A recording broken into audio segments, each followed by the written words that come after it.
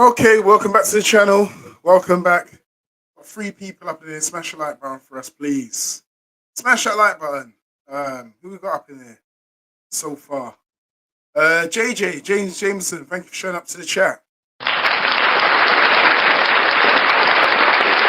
We also got Gary Tracy. Thank you very much for showing up to the chat. And we've also got the HLF MC. Thank you for showing up to the chat.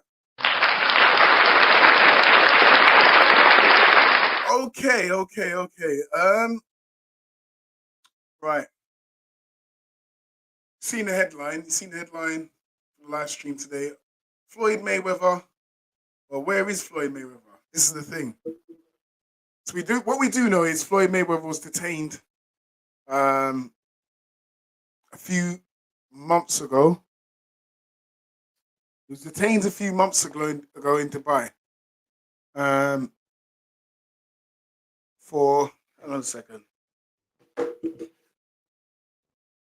He was detained for some issue to do with a debt. Something to do with some jewelry. And he was making a lot of noise from Dubai. I believe he was stuck over there for like about the best part of a couple of months.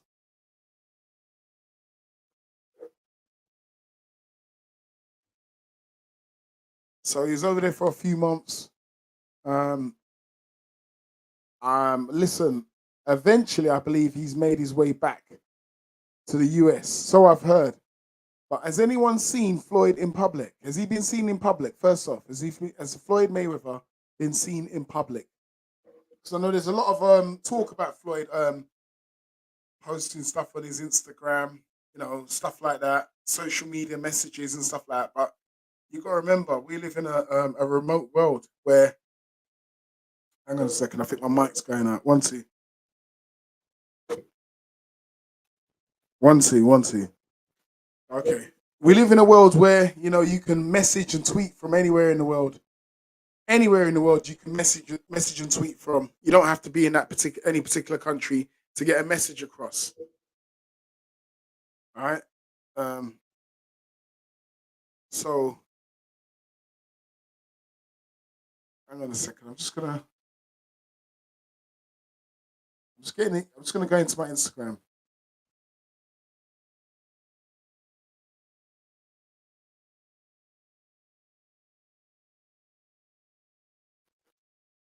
So I checked out Floyd's Instagram just to look for some latest pictures and stuff like that. And I wanted to see if I could get a little bit of insight and see what he was doing. And to me, it looks like he's still in Saudi Arabia. Stavy, thank you for showing up to the chat. You're saying you didn't get no notifications. What can I say? That's YouTube, isn't it? That's YouTube, man.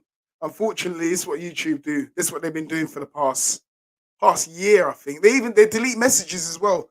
Even when I write replies, when people message me in the comment section, sometimes I reply to the messages and I go back there and they're gone. So they delete my messages as well. They've been deleting my messages recently. And on the old channel as well, I was getting loads of people saying to me, "Oh, why are you deleting my message for?" I'm like, I didn't delete the message. To YouTube. What would you want to be arrested? Wouldn't want to be arrested there. Nah, neither would I. Stabby, once again, thank you for showing up to the chat. I wouldn't want to be arrested over there in Dubai either. I wouldn't want to be arrested.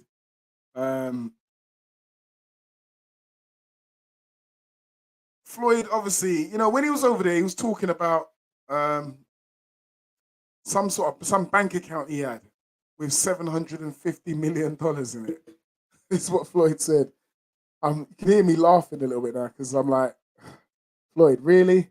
750 mil? 750 mil? All right, there's been a few posts on his Instagram since last night. So I was on his Instagram last night. So there's been a few posts on there since.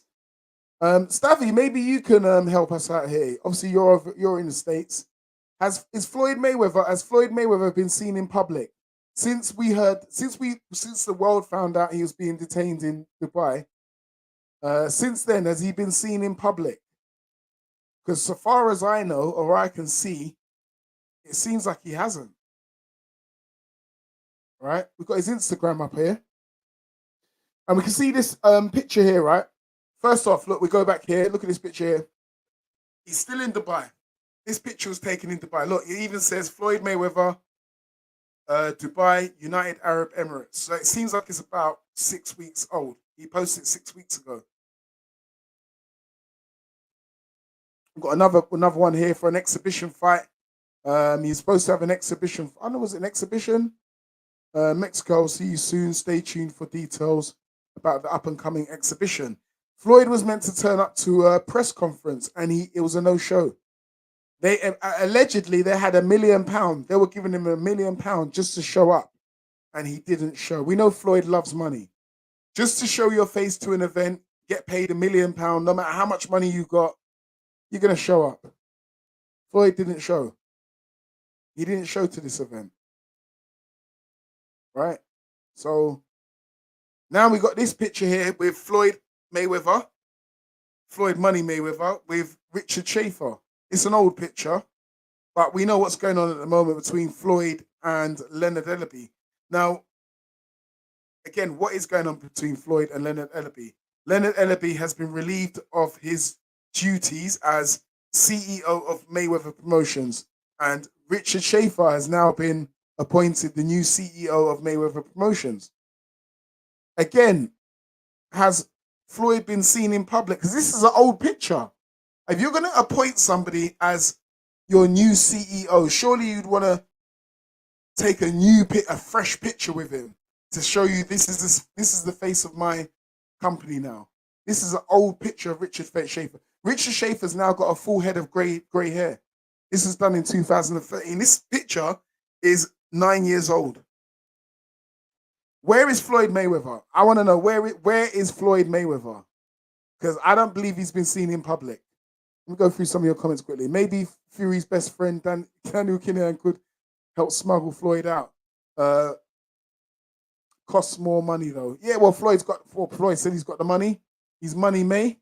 So, he's got the money.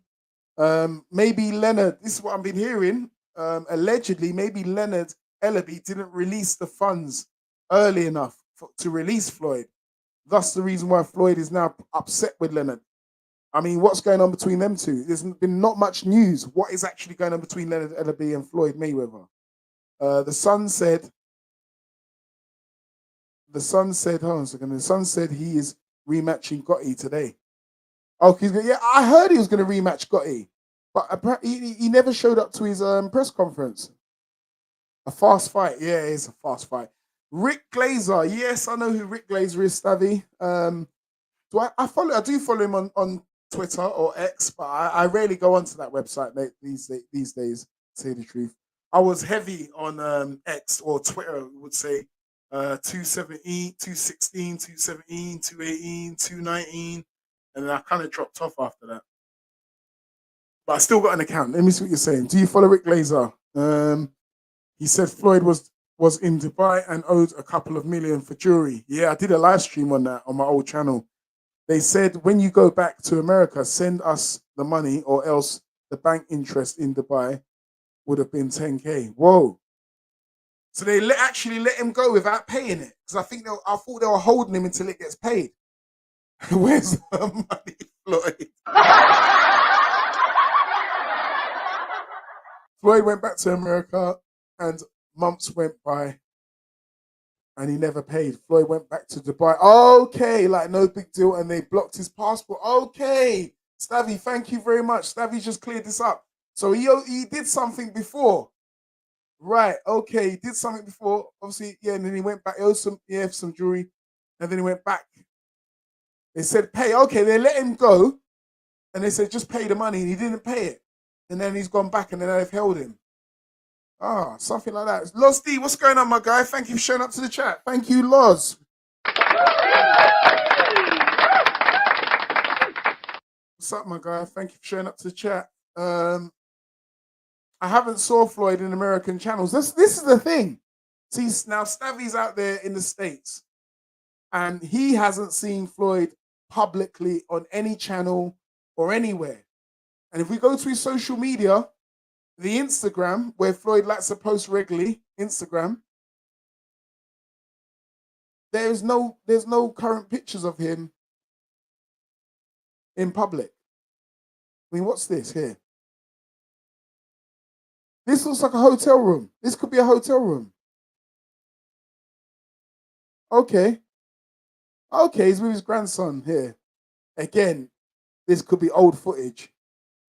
This could be old footage. I mean, I've got hundreds of reels of old footage on my phone that I could actually post up and say I'm doing this right now, when it was actually me like a year ago or maybe even 2 years ago. This doesn't tell us that Floyd is in America. Sorry, it doesn't tell us he's in America. I want to. Is he been seen publicly? He's been doing a lot of posting. His crossover game's weak as well. Floyd, your crossover game's weak. Look at his. I'm not really a big basketball fan, but I can say that crossover's weak. Anyway, man, has Floyd been seen in public? Where is he, man? Bruce Gas Boxing Jazz and more. Shout to you. Thanks for showing up to the chat. Thank you, Bruce. Also, we got Dan over here. Thank you for showing up to the chat. Thank you, Dan. Yes. Ellaby, we got here, Dan, for you, Dan. Ellaby ain't making the teas no more. He's been promoted from the spit bucket guy to the tea maker. Well, anyway, I got an interesting theory about I've got an interesting theory about this whole thing between Floyd and Leonard. Well, someone put it to me today. Someone put it to me today and said to me, Leonard is the CEO of Mayweather Promotions. All right. And obviously, he must have access to the funds. He must have access to the funds of, obviously, outside of Floyd, he's the next person, next in command, who has access to the funds of Mayweather Promotions. And how about this? Floyd's was over there for the best part of 2 months. And maybe Leonard was slacking, or maybe he didn't get to the funds quick enough.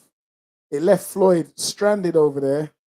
And that's the reason why Floyd could be possibly pissed off that Leonard didn't bail him out quick enough. And that's the reason why he's come back over and relieved Leonard of his duty and replaced him with Richard Schaefer. But I think it's some type of publicity stunt. I think Mayweather Promotions now has been going downhill for a long time.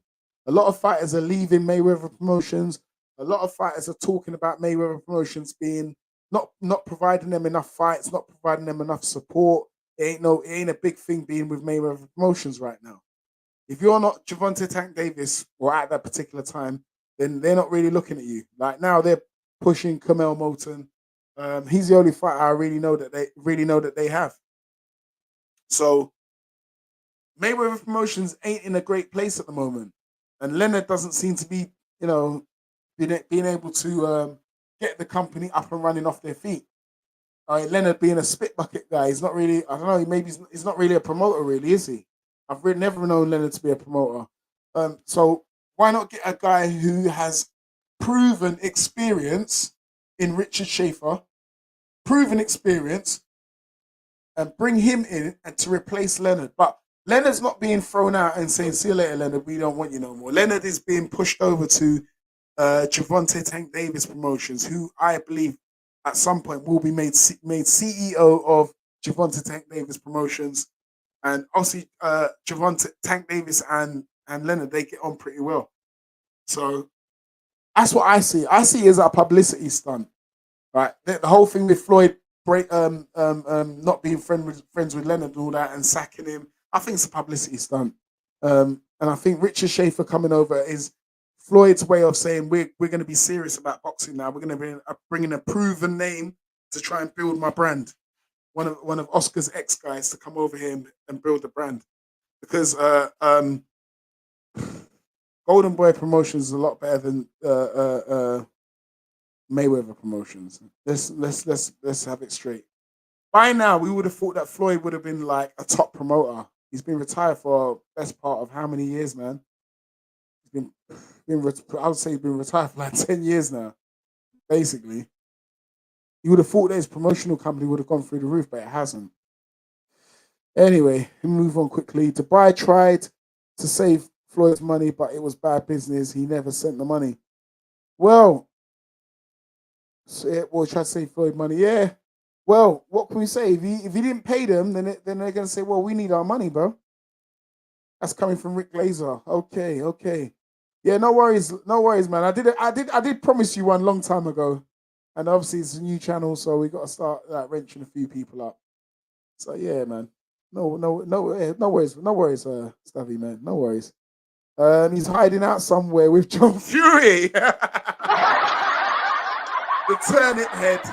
John Fury. The turnip head. Thank you for that picture, Loz. I'm gonna use it in my next few videos. Um, yeah, so let me go through the comments again quickly. Where are the comments? Um, I haven't put a little poll up here, man. I ain't put a poll up for a while. What's going on there? All right.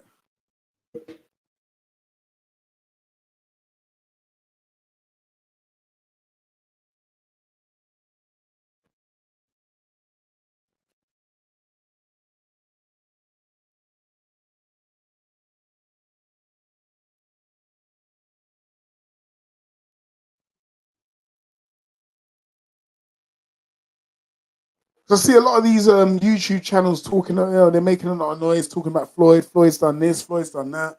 Floyd posted up the Tank Davis's fights cancelled. I think that was all like a publicity stunt. Tank said he's gonna go over to Floyd's house and lay hands on him. I'm like, yeah, all right. But all in all, I haven't seen Floyd in public. This is all I've been sitting down listening to all the Floyd news, yeah. Um, uh, but I haven't actually seen Floyd in public. This is the thing. We haven't seen him in public.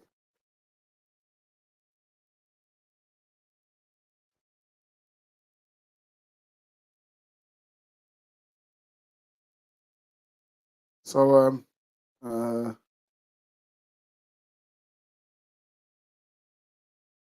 trying to think what else now for this poll.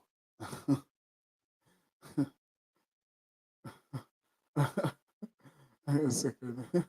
Laughing so.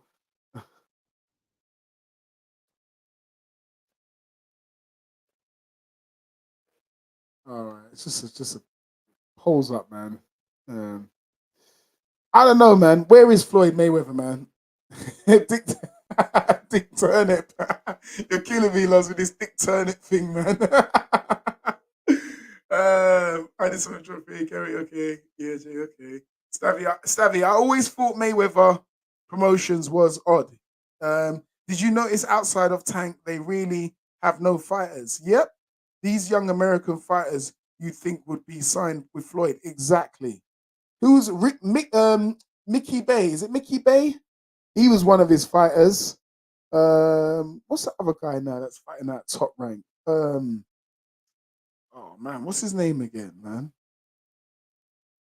There's a guy at top rank. I can't remember his name. Richardson Hitchens. I think he was over there at Floyd's as well, isn't it? There's a few, man. Stavy, I agree with you on this one. I agree with you on this one because it is a bit strange because Tank Davis is their top guy right now. Was their top guy, and they seem like they were only focusing on him.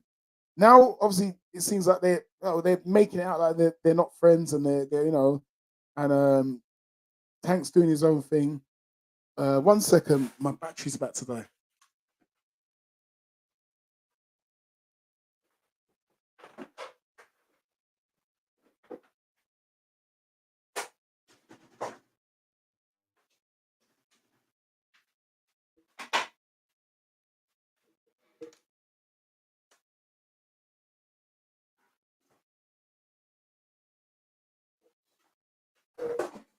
So yeah, Tank Davis was the number one guy at Mayweather Promotions for many years. Now, obviously, he seems like he's gone his own way. It seems like they got Kamel Moulton now, who is their number one guy now. And I don't know. Again, we don't know who the rest of the fighters are. And would have thought a lot of these fighters would have signed with Floyd, but a lot of people didn't sign with Floyd because of his attitude, and obviously he's got like a sort of like a narcissistic attitude, and we've seen from the beginning he's a bit of a hater, and he don't want no one to surpass his records and accolades.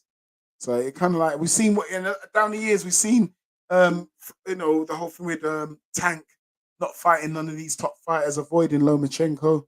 So it just makes people think like nah. The whole thing with Mickey Bay as well makes people think like nah, I'm not going to sign with Floyd.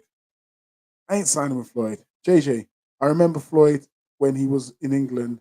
He was showing off his watches. Ah, here we go. Like six top end watches, probably like a milli and a half just on watches. Yep, a million and a half just on watches. He was only here for a week.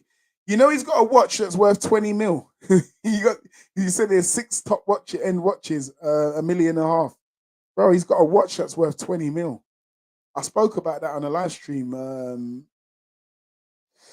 Yeah, when I met the last live stream I did on him when he was stuck in Dubai, the first, like obviously the first time, and I was saying if he's got a £20 million watch, he must be able to bail himself out.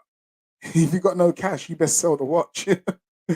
But yeah, yeah, man, he's got a £20 million watch, man. Kamel Moton is like the new young guy.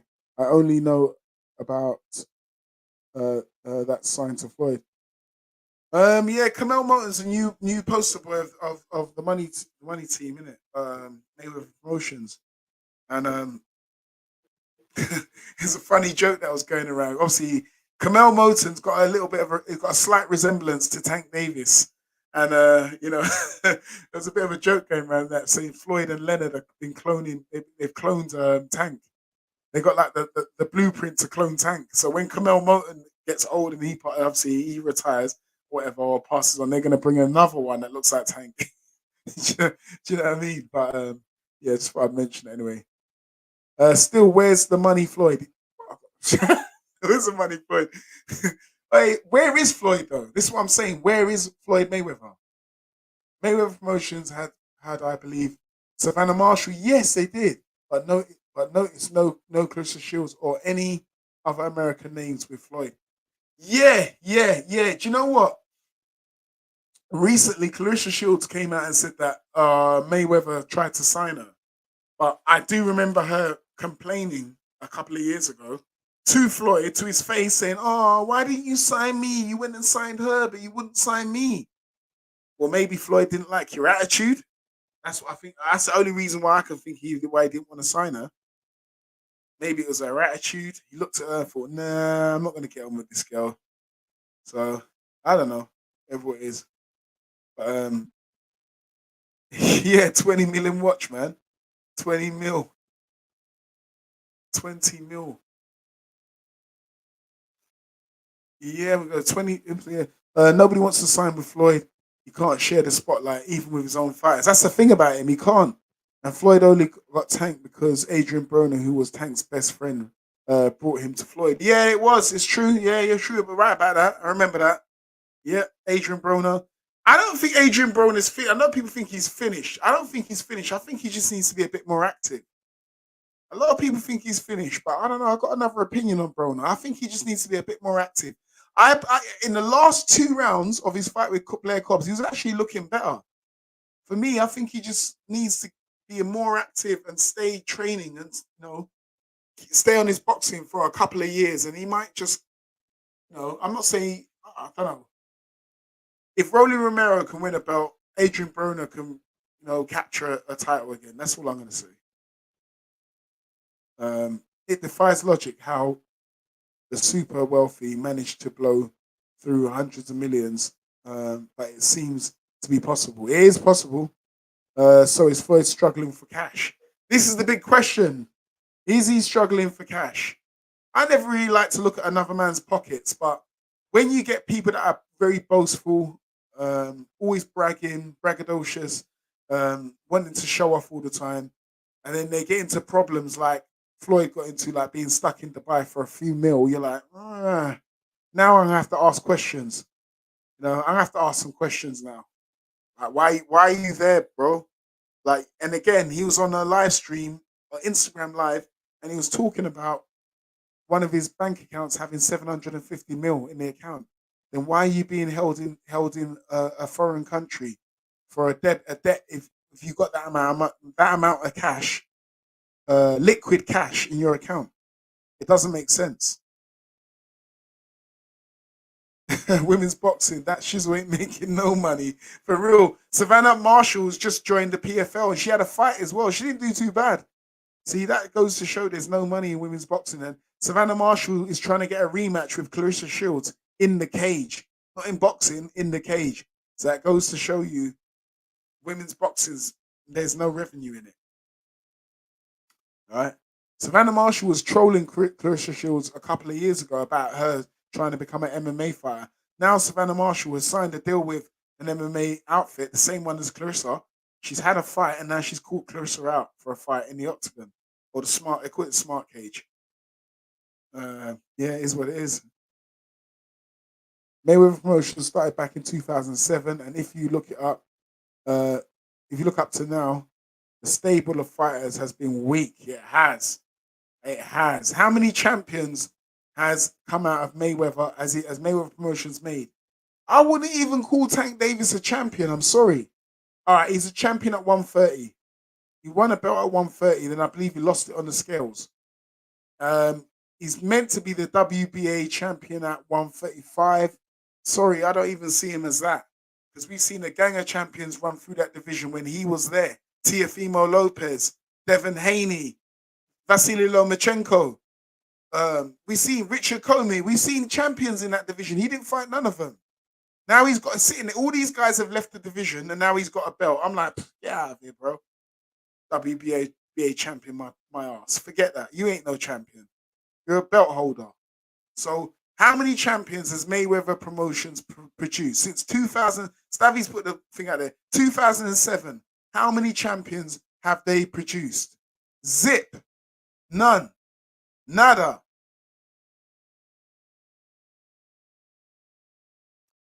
Did he not get that from Hublot when he fought Manny Pacquiao? Um, No, the watch I'm talking about was recent, so I don't know about the one you're on about Hublot watch when he fought Pacquiao. But the one I'm talking about is a bit of a recent. It's only like about 2 years ago. He come out on Instagram showing off this watch. Let me see if I can. You know what? I don't know if he's deleted. Let me see if I can find it. It has to be way back, like way back. Here we go. He's showing some watches here. So these are obviously. Let me put on. Let me put. Okay, you got it up there now. So you got is these watches here, but say it's time. Time is money. Okay, yeah, but time's money. These are like what? They look like Cartiers. They look like Cartiers for me, from what I'm looking at. Um,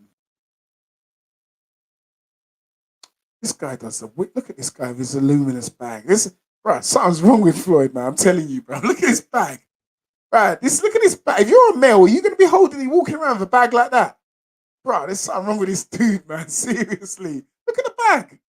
Shit. I saw this as well. Hey, look at this. So this is Floyd with Meek Mill, yeah? This is Meek Mill. This is Floyd with Meek Mill. This is talking about the struggle and highs and lows and breaking bread together. Appreciate your support always. At Meek Mills. Appreciate your support. Okay. So them two talking to we know what Meek Mills has been involved in recently, yeah?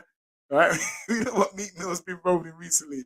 So Floyd's talking to Meek here. You see, obviously they're engaging in something. Yeah, here, like look. Then look, Meek whispers in Floyd's ear. Look, Meek's whispering in Floyd's ear. Right? Then we move on. Look.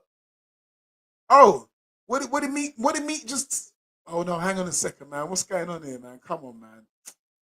That just spoke my little thing what I was about to say. Let me start from the beginning now. Look, Floyd meets up with Meek. Meek, they're looking at each other. Floyd's trying to give him eye contact, whatever. Meek looks like he's looking over somewhere else. Probably Diddy somewhere else. You understand me? Diddy's probably on the other side of the stage, yeah? You probably see here now. So we move on now. Meek whispers in Floyd's ears. A little bit of sweet nothing, son. Floyd. Whatever it may be. Eh? Floyd likes it. Look, Floyd's smiling. Look at Floyd. He's smiling. Yeah. Duty probably gives him his phone number. You see Floyd's bodyguard right here, one of his handlers, whatever, bodyguard here, trying to usher Floyd. And Floyd's taken down the number, the digits. Floyd's about to leave. Here we go. Meek, I see you later upstairs, bro. I see you upstairs, bro. I got the message. He's on his way. Floyd's on his way, but to where? That was a strange little engagement between Floyd and Meek, bro. I'm telling you, that's strange. I looked at it on Instagram, I was like, oh, what's going on here, man? So here we go, he's here with his Louis Vuitton bags, all of them different. I mean, I don't know. I like the original one, the one that's closest to us, but the ones further off, all the different colours, nah. I don't like that. It looks tacky. But anyway, I don't know if I can find this watch, but he posted it ages ago. Hey, I think his little grandson's going to be a fighter. You know, I think Floyd's grandson might be a fighter. You know, he's got some hands on him. His little grandson. Here we go, the usual showing off with the cars. We've seen this before. I mean, it's probably a new one, but we've seen this before. Floyd walking around. I've seen old videos with Floyd with similar cars. I don't know if it's the same cars. Obviously, the number plates are gone. But I don't know, man. There's something a bit dodgy about this garage. He talks about this garage all the time. But it's the same cars. But anyway, who am I to say anything, man? Man's a multi-millionaire. I don't know if I can find these watches, though. It's way back, bro. Yeah, his little grandson's got some hands. Look. His grandson's got hands, bro. You know what? Yeah. Obviously, it's on his Instagram, innit? But I feel a bit weird putting this up. I feel a bit weird. I ain't gonna lie.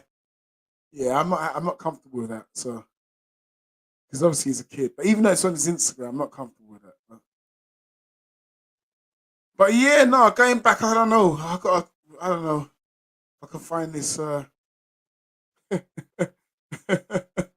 Floyd with one of the LDBC members. Let me go through your comments, man. I've been waffling on for a bit. The cool Camel Tank Point 2.0. Yeah, yeah, cloning him. I saw that. Oh, days. Oh, shit. Yeah, so, all right, Curtis Moore, thank you for showing up to the chat. You can't believe that Floyd and Ellaby have split. You know what, Curtis? I think it's a publicity stunt, man. I think it's a publicity stunt. Broner ain't committed to the sport. Yeah, no, he's not. If he used to commit himself for a couple of years, I think he could get back. But he's not. Not at all. He's not finished. But the LDBC are due to with him because of his losses. Done with who? Yeah, with Broner, probably, yeah. With Broner, yeah, man. Adrian Broner got at least $1 million for the Cobbs fight, so he can still make money. Yep, even if it wasn't real boxers. AB could get celebrity fights. Yeah, he can. He can. That's what I'm saying. He can. Stavvy, you're thinking the same way that I am. If he commits himself to the sport for a few more years, he can definitely make money. As I said, he might not become a unified or undisputed champion. I think he can definitely get a belt. If Rolly can get a belt, he can get a belt, right? I don't know where he's going to get it from, but maybe a vacant belt and they get him to fight somebody and then he can get a win. He can get a belt that way. Or he could just fight celebrity fights against Broner, right? He ain't been letting his hands go recently, so, you know, he might, you know, other celebrities might feel comfortable fighting Broner. Say, I'll get in there, I'll fight Broner. He ain't been letting his hands go for years. Do you know what I mean? So,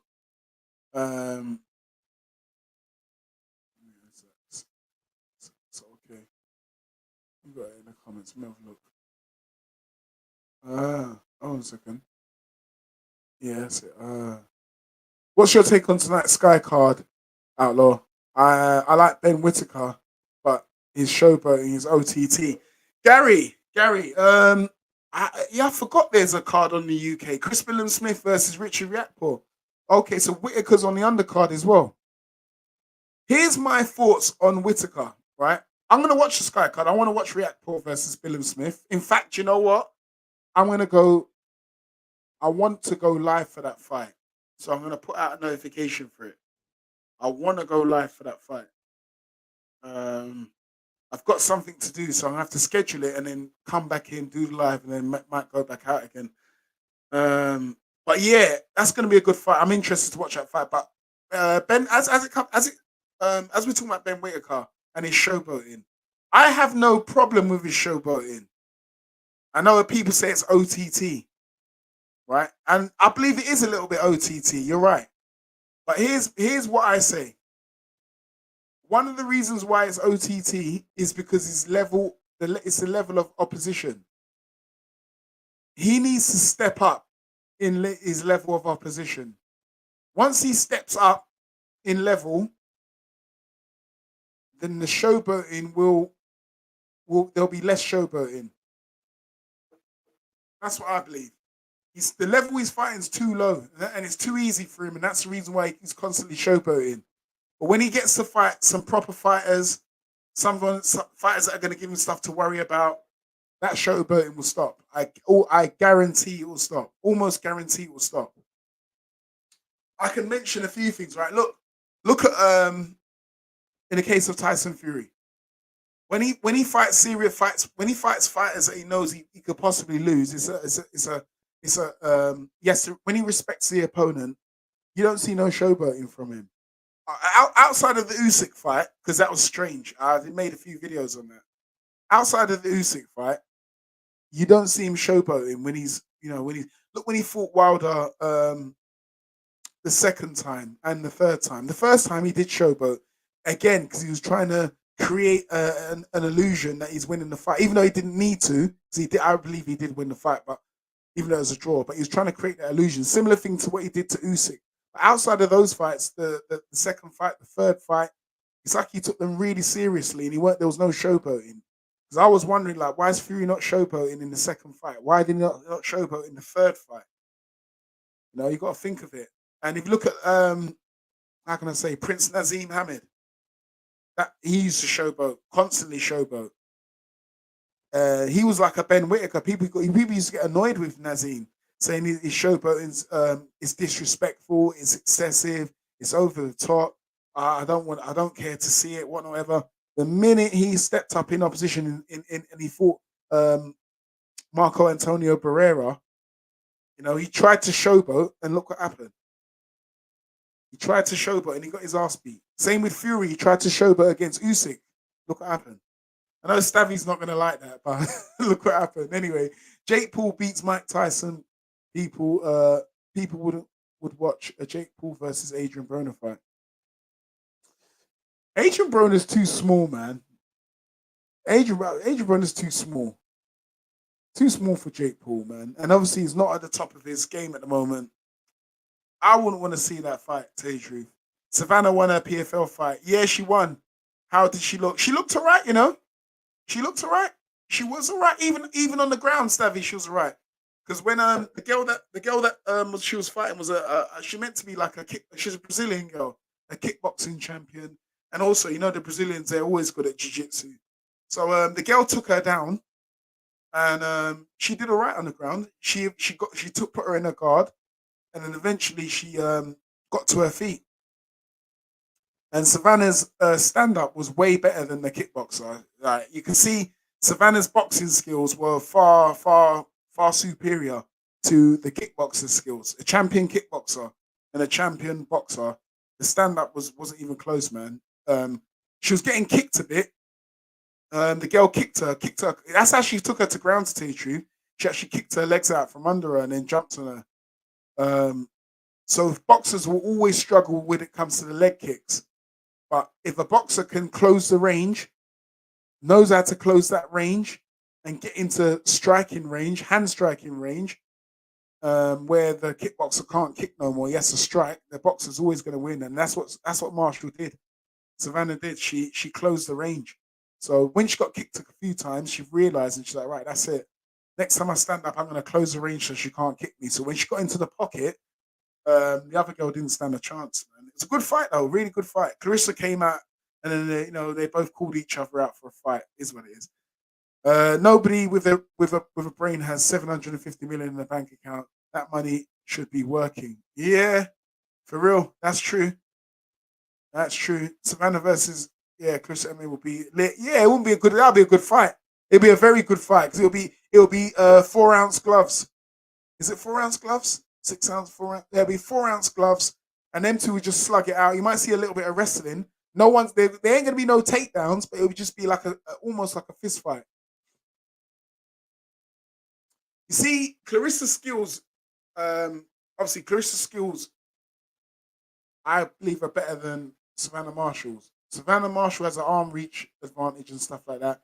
But if you was to put them in MMA striking or bare knuckle striking, it could look a whole lot different. I think Savannah's probably more suited to that than Clarissa is.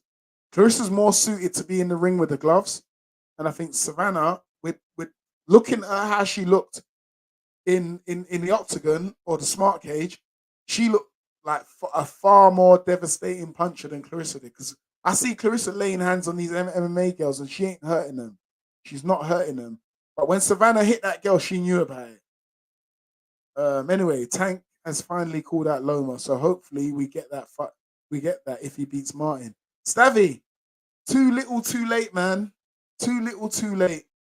If Tank goes out there and knocks Loma out, yeah, he'll get some credit because he would have knocked him out. If he knocks him out, that's the only way you get credit. That's the only way he's going to gain any credit if he knocks him out.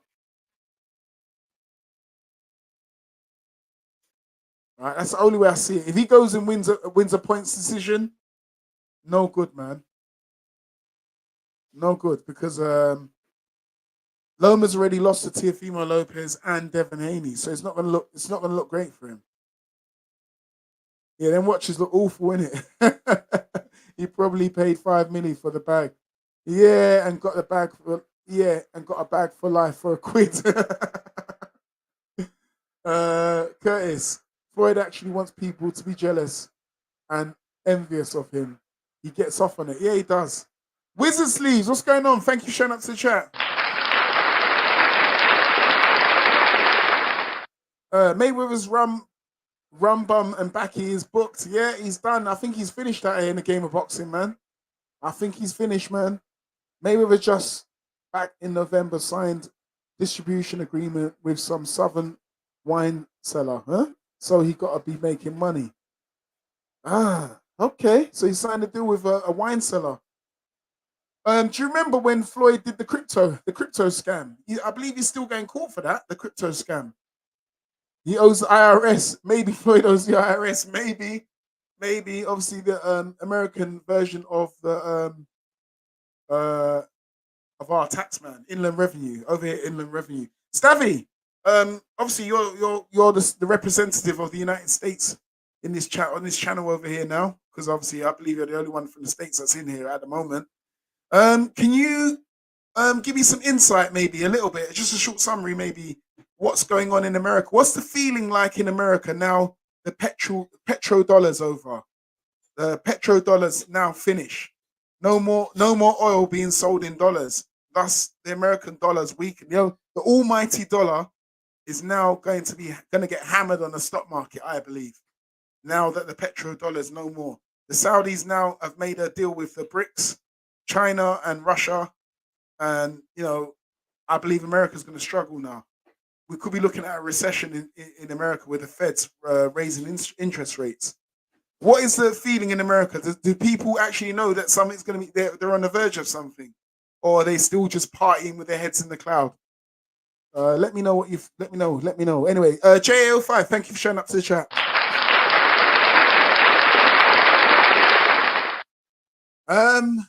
Floyd ain't making no money for these fights unless it's in Saudi. He's probably losing a lot of money to host the events. Listen, JAO5, this is one of the reasons why I think Richard Schaefer's been brought over to Mayweather Promotions, because he's realized now Mayweather Promotions has become the laughing stock of boxing. The PBC has become the laughing stock of boxing, and Mayweather Promotions is underneath the PBC, so that's even more of a laughing stock. So I think right now he's trying to do something. Maybe he's trying to make an aggressive play, and I think Leonard Ellaby is just going to be demoted and be made CEO of Javante Tank Davis Promotions, and they're going to bring in Richard Schaefer, who actually knows what he's doing. So yeah, man, I mean, America's losing out to Saudi now because Saudi looks like they want to take over boxing, and the new Vegas, the new Mecca for boxing, is in the country where Mecca is. Imagine that. That's the new. That's the new. I mean, now it's Saudi Arabia. That's where the big money is. That's where all the lights are. You got the Saudis over there putting on massive shows. Nobody wants to go Vegas no more. Everyone wants to go Saudi. So it's not. It's not. I mean, that can't be great for the American economy, can it? Social media has made it okay to exploit kids. Yeah, you see. That's why you see, Stavi. That's why I showed you the picture of his son sparring. I thought, you know what? I don't really like the look of that, man. So I just took it off. I said, I don't like the look of it. Even though it's on Floyd's page, I didn't like the look of it, man. I mean, he wasn't even fully dressed either. So that's why I thought, do you know what? I'm taking this down. Floyd, Floyd, Floyd in those torture cells. Hey, Floyd's in those torture cells, man. Yeah, bro. He did a sparring session in London in with John got with John got and literally nobody was there. But John Gotti was the John Gotti one in America. I think that was in America, you know. You think he fought someone else in the UK. But yeah, nobody went. My friend got in for free. I think in the end they were literally giving tickets away. They were like, literally, yeah, you can go in and see Floyd because they wanted like they didn't want the cameras to like the cameras would have portrayed that there's no one in here, so they had to like build up the atmosphere. In the end, I think they were giving tickets away for free. De Niro Sparta, shout to you, thanks, shut up to the chat. Make sure we're smashing the like button first, please. Make sure we're smashing the like button. If you haven't forgotten, thank you, please. Stavy Outlaw, what do you think about Wilder versus Okoli for the Bridgeweight title? I think that's a good fight. I think that's a good fight for both men. Even better for Okoli. But I think that's a fight that Wilder can win. It'll be a competitive fight. If we get a good 12-round dust up, a good fight between these two guys, we might even want to see a rematch. And it will bring it'll bring Wilder, it'll bring Wilder back to stardom, possibly. Possibly. All right. Speaking of Wilder, I keep saying it. I know I don't want to sound like a scratch record, but spoken to Marcellus this morning, and things are looking very promising. That's all I'm going to say. Things are looking promising. So stay locked, man. I mean, I'll do the interview. Then what I'll do is I'll premiere it, and then I just need like you guys to help push it out there, man. Just push the video out there. I'm going to be asking him some questions, and he knows about the Alphabet Boys. We spoke about the Alphabet Boys. All right, so me and Marcella spoke about the Alphabet Boys. Let's just put it that way. So yeah, there might be some smoke him coming. All right.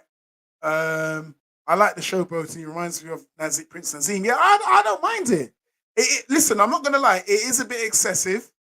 But I don't mind it because he needs to step up in opposition. If you don't want to see the showboating, pressure him to step up in opposition. Because if he fights the same level of competition, he's going to be doing it all the time. I'm going to be like, right, I'm tired of this. Step up in opposition and let's see if he can still do the same things. Totally agree. Ben is good fight, but he ain't no nice. Oh, he ain't no nice. We'll see if he steps up, man. Because Naz could still showboat against some of the best guys. But when he actually met an elite guy, it didn't work. She threw 0 kicks. Yeah, she did. Cal Cheds. She threw zero kicks. Cal, is that the first time you've come in the chat? It's the first time I've seen your comment. I believe it is. Cal Cheds, thank you for showing up to the chat. Okay, also Box Tantrums 007, thank you for showing up to the chat. Yeah, I always knew Floyd would end up being a casino greeter. You joker. Right. Couches, we go there. Floyd's okay. Here we go. It's the same with OTT obnoxious ring entrances. They only do them with it's against inferior opposition. Yeah, because they don't want to look stupid, innit? Yeah, with them OTT, yeah, ring entrances. Yeah, yeah. Thank you for wrenching me out, Law. And we'll call it a spanner for all you American subscribers. Yeah, it's a spanner. Over here, it's called a spanner. For real. What we call a wrench is something an adjustable. Anything that's adjustable, like an adjustable wrench. But something that's fixed, I believe it's a spanner. Hang on a second. Why can't I see Curtis's Curtis? I can't, you're not coming up as blue. Um, 1 second.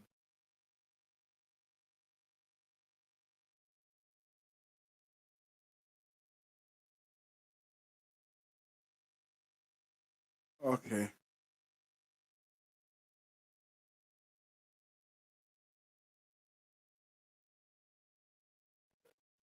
Okay.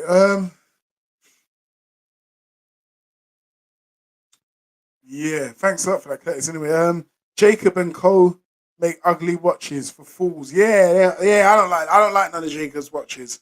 I've never liked Jacob's watches. Never. Horrible, horrible, horrible, horrible. That big face watch they used to make ages ago. Nah, it all diamond encrusted. The big face watch with the blue strap. Not for me, man. Not for me. Give me a Rolex any day. Forget about that. I'll never buy a Jacobs watch. I know a few people I knew bought them had weight Jacobs watches. I'm like, you're crazy, bro. Give me a Rolex all day long.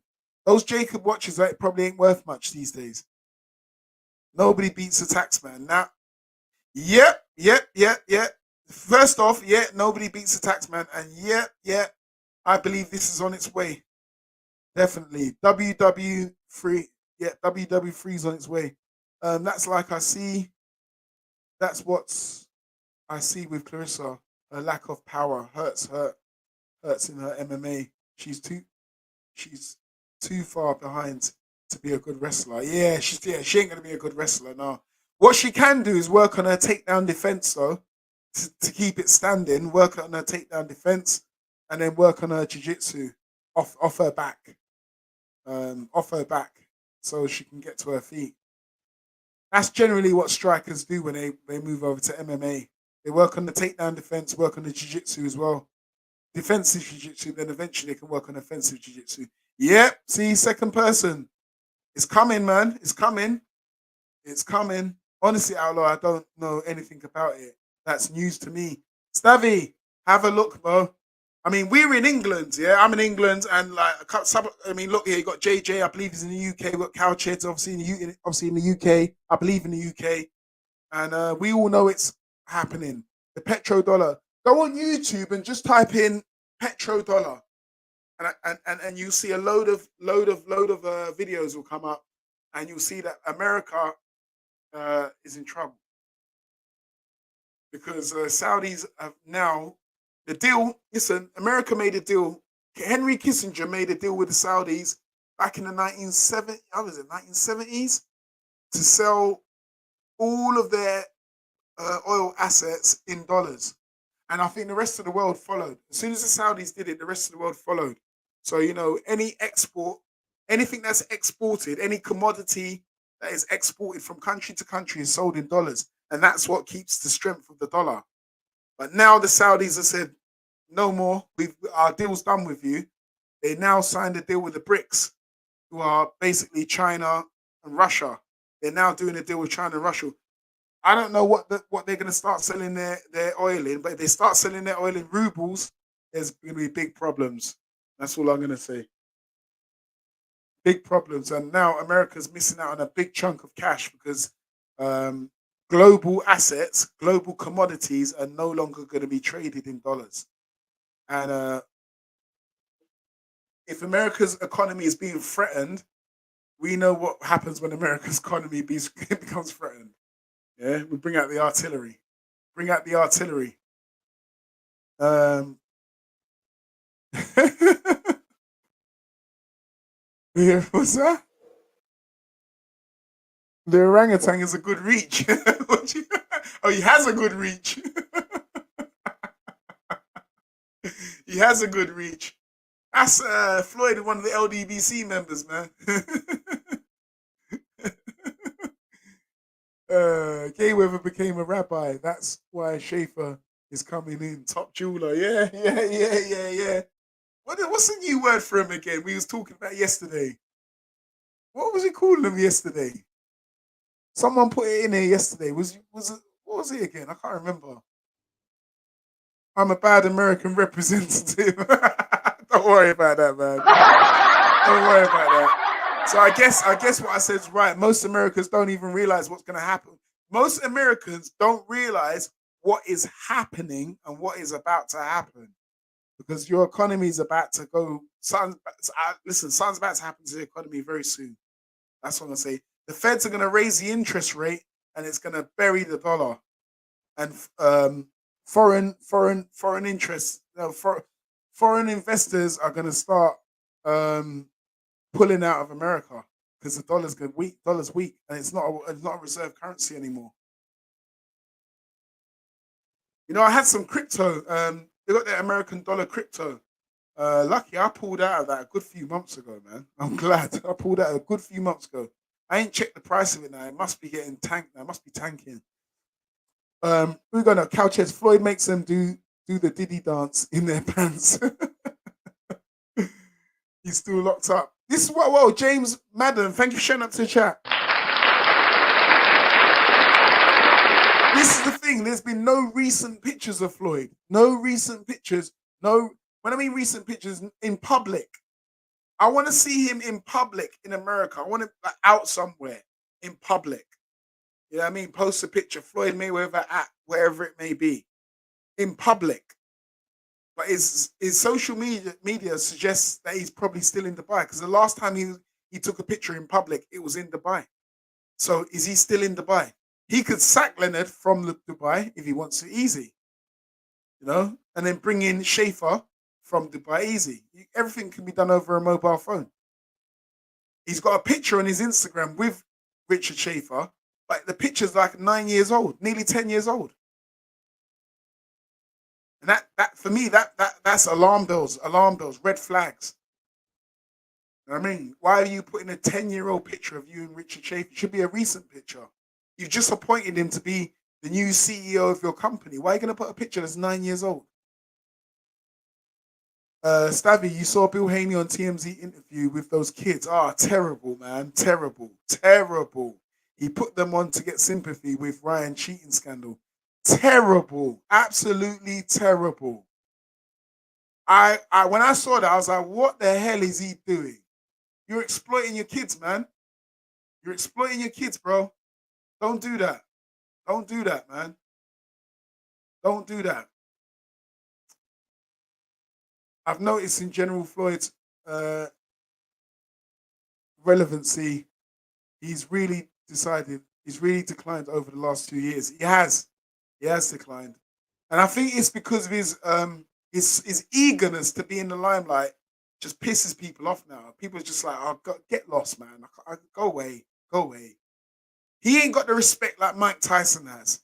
And I think he would have had similar respect, yeah, that Mike Tyson had if he wasn't so greedy and so narcissistic. He would have a similar, not the same, but a similar. Heavy picture. We're talking about this one. You're talking about this one. Yeah, I got some. Listen, hey, you think this is a heavy picture? I got some thumbnails coming, bro. Hey, you lot stay locked, man. I got some thumbnails coming, man. I got some thumbnails coming. Yesterday, I made a thumbnail out of Drew yesterday, man. Drew and Tay, bro. Watch. We're making a video on that, so look out for that one. You think this thumbnail's good? Wait for the next ones, man, to come out. I got a new app that I'm working with, so the thumbnails are going to be enhanced. You know what I mean? Going to get some enhancement on the thumbnails. Now that's what I'm focusing now on my thumbnail. I have been really for the past couple of months been focusing on my thumbnails. I think that's what helped grow my channel. I ain't gonna lie. I think that helped grow my channel in the last 6 months. I was growing a bit. Um, I was on like nearly 400 a month towards the end. I reckon it's the thumbnails, man. You gotta put the right titles, right thumbnails, and it catches the attention of people. Great news, Outlaw. I bet he knows where the bodies are buried, as they say. Who we're talking about? Marcellus. Competitive. You sure Wilder against a Coley would be another banana skin? It could be. It could be. HLF, it could be. Most definitely could be. It could be a banana skin. So yeah, I wouldn't rule that out. Curtis, I know you don't like the BBC for obvious reasons, but I actually watched a bit of the trailers. USA, the murder mystery game show, and Deontay Wilder was on it. He seemed like a decent dude in real life. Do you know what? Where can I watch it? I'll watch it. I'll watch that. I don't mind watching the one-off thing on the BBC, but I'm not like, you know what I mean? I don't mind watching. I watch the one-off thing, but other than that, I'm not promoting no BBC stuff. But yeah, I get what you're saying. Thanks for that, though. I'll watch it. What's it called again? Actually, watch Murder Mystery Game Show. I'll go to the iPlayer. I'll go to iPlayer and see if it's on there. Thanks for that, though. No showboating with Mike Tyson. Boots with no socks and a bad intentions. That's it. Black shorts, black ring boots, no socks, no robe, just a towel over his head. And he walked into the ring like that. That's how Mike walked into the ring, like an old school fighter. And that was one of the things, Gary Tracy, that was one of the things that really drew people to Mike. When they see this guy walk in with a towel over his head, black shorts, black ring boots, nothing extravagant, no showboating. When his name was called out by what's it going, Michael Buffer or Jimmy Lennon Jr. back then times, um, no celebration. He would just be pacing up and down, staring at his opponent. And Mike used to say, as soon as he got into the ring, he would stare down his opponent and he would not take his eyes off his opponent, right? Basically, keep his eyes on the opponent until the fight started. Um, and that would psych the opponent out. You wait for one little chink in the opponent's armor in basically looking at him, staring him out, staring him out, staring him out. And once he has a little chink, he's like, there, I got him, I got him. So it's a little bit of a mind trick. It's like mind games. That was Mike Tyson's mind games. He would stare out his opponent. The minute he got into the ring, he would stare his opponent out right until they fight. And obviously, he wouldn't take his eyes off until the fight. And even obviously, when they're fighting, he wouldn't take his eyes off. But once he keeps a stare, like that mental stare, if somebody stares at you and is staring at you for a long period of time, it can actually unsettle you. You know, you've seen people get unsettled through stares. Like, you stare at someone for too long. Like, what are you looking at? What are you looking at me for? What are you looking at me for? It starts to get emotionally charged. You know what I mean? Someone starts to get emotionally charged. You've got them. You're charged up. I'm just staring at you. What are you charged up for? You understand what I mean? That was Mike Tyson's mind games. But all empires fall. Yep, it's America's turn now. Yep. Babylon the Great is falling. Babylon the Great is falling. All right. Where's the scriptures? It says in the scriptures, Babylon the Great, the mother of harlots, everyone is drunk from the wine of her fornication, and Babylon will fall. It says Babylon shall fall. For those of you that believe in the scriptures, it is what it is. Let me move on. Bill Haney's kids are Pecker. Oh man, Pecker Woods, right? Gazaz, thanks for showing up to the chat. I don't know how to take that comment. I don't know how to take that comment. I don't know how to take that comment. I might address it in a little bit. All right. I don't know how to take that comment. Yeah, no worries, no worries, no worries. Yes, America went from gold back currency. Yep, gold back currency to petroleum backed. But an absolute disaster for America. Yep, there you go. There you go, man. From gold back currency to petrodollar. Yeah, now they're in trouble, man. They're in trouble. The jewelers, that's it. The jewelers, that's it. Couches, the jewelers. Russia has all the gold. Okay, Russia? Does Russia have all the gold? Well, listen, America stole a lot of gold from Libya, and they stole a lot of gold from Iraq. So you try and work out the pattern here, right? A lot of gold was stolen from Iraq. A lot of gold was stolen from Libya. Some of you, I don't know, some of you might know, you might remember the film Three Kings. George Clooney, Ice Cube, and I can't remember who the other actor was, but another famous actor. But if you watch the film Three Kings, it explains the whole story of why America invaded, Iraq back there in the 1990s. It was a bit more. It was obviously petrol had something to do with it, but there was more as well. They wanted the gold. Saddam had a lot of gold. Um, Brazil, Russia, India, Saudi Arabia. Brazil, Russia, India, Saudi Arabia. You ain't forgetting China. Hopefully, you're not forgetting China. Make up the bricks. It's backed by gold. It will all be from next year. We will see the real effects. Okay, so next year's it's going to start because they're starting a new world monetary currency, right? All right, we could be moving into the digital currency age, but Brazil, Russia, India, Saudi Arabia, and China. HLF has believers forgot to put China in there. We know China are a superpower. I think even India, India are a brick nation, and India are flipping their GDP's flipping growing now. Their GDP is growing through the roof right now. So next year we'll see the effects of what's happening over there. And it's going to affect boxing. Some of you might think, oh, what's this got to do with boxing? You can't see what's happening. Saudi have taken over boxing. They're trying to do a massive takeover on boxing. This is definitely affecting boxing. All right, we're talking about world current affairs at the moment. It's definitely going to take over. It's affecting boxing as we speak. Right, boxing's now in Saudi Arabia. Floyd is a ghost like John Fury. Oh man, as Allah says, they're probably hiding out together. We talk about transplant head and turnip head. I might make a video on that, man. Yeah, Loz. I'm gonna message you, Loz. If you're still listening, Loz. If you're still listening, I'm gonna message you on Instagram. I'm gonna talk about the live stream that we were speaking about the other day. Um, so yeah, I'm gonna give you a message about that. Let's have a look at the comments. I'm gonna have to jump off soon now. In a bit. Let's have a look. What's left? Floyd Mayweather's new episode, Banged Up Abroad, coming soon. Yeah. Yeah. Banged Up Abroad. What are you doing there? The cat's sitting there. I didn't realise it was there. It's the noisy, whiny cat. The youngest cat. He's there. I would have thought he'd been whining by now. I thought he'd have been whining by now. He ain't. Good boy. All right. BBC One player, the traitors, the trailers, USA season 2. Okay, I'm gonna check that out. Thanks a lot, Curtis. I'm gonna check that out. Mike Tyson wanted to be a throwback fighter like Jack Dempsey. Yep. I'm a throwback fighter. I'm a fighter from Jack Dempsey. Who else? Who else he mentioned? He mentioned a few of them. Marciano, Dempsey.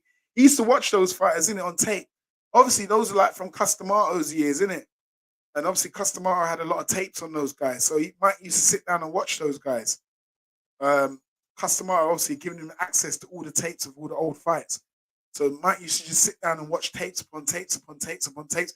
If you hear a lot of fighters that actually met Mike Tyson or trained with him in the Catskills, yeah, you will often hear them saying two things. Mike Tyson used to used to love his pigeons. He'd always be looking after his pigeons.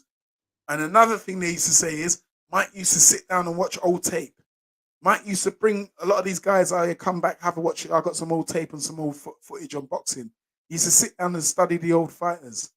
How many boxers today sit down and study the old fighters? Now we have YouTube, various other streaming platforms where people can get access to all the old fights. How many of these guys sit down and watch old fights? Would you reckon Deontay Wilder sat back and watched the old fights? No way. No way. A lot of these fighters don't watch them. They don't watch it. Mike Tyson was who he was and is who he is because of that reason. He respected the sport and he used to pay homage to the old school fighters. Holyfield out mind games, Mike. came in with gospel music, yeah, and juice to the gills, yeah. Mike looked shook when the physique was revealed. Yeah, I remember that exactly.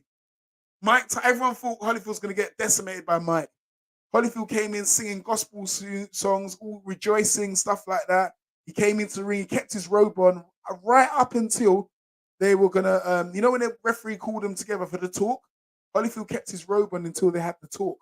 And when they had the little talk with the rules and that, they took Holyfield's robe off, and Holyfield was massive, massive, bulging, man. Those trap muscles were just unreal, bro. He's juiced to the gills, bro. I'm telling you. And Mike was like, "What the fuck? What the fuck?" But yeah, it didn't go too well for Mike, did it? That fight didn't go too well. Prime Holyfield beats any Tyson in my opinion. Prime Lennox could as well, but I think Prime Mike could get to the chin. Okay, one sec. It's gonna blow my nose. Uh,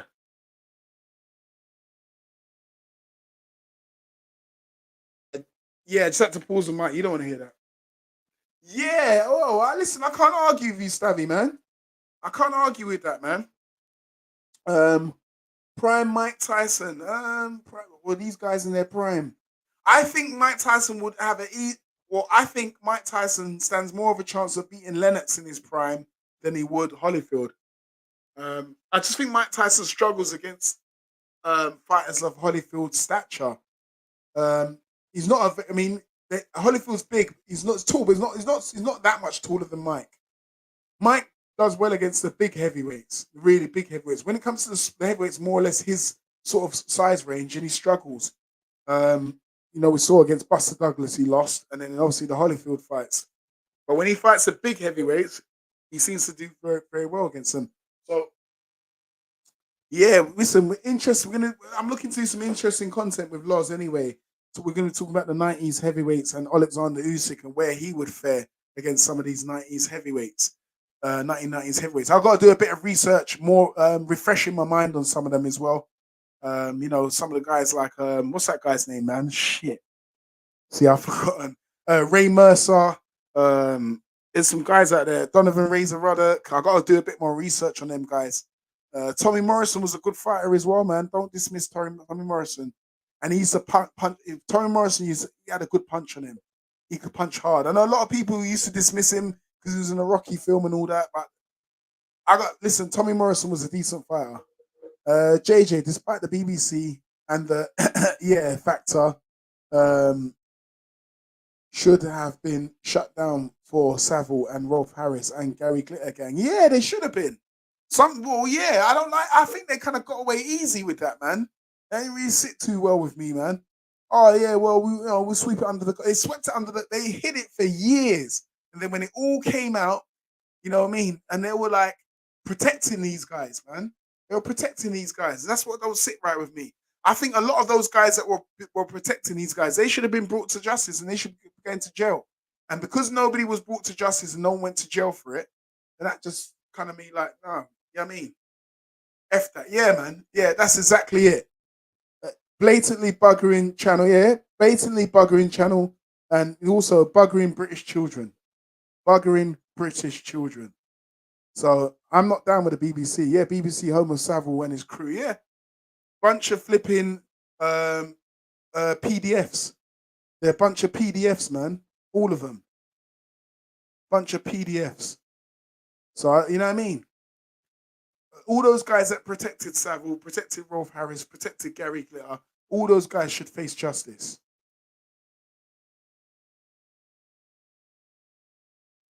Yeah, so anyway, let me just read a few of these comments quickly because I'm gonna set up a few live streams. I want to go live for Reactpor versus Billam Smith, and I'm not sure about Tanker versus. I think the American channels will all have that covered, man. Tank versus Frank Martin. There's no point in me going live. Because I'm a small channel at the moment, and I don't think I'll get much traffic. Because I think all the American channels will cover it.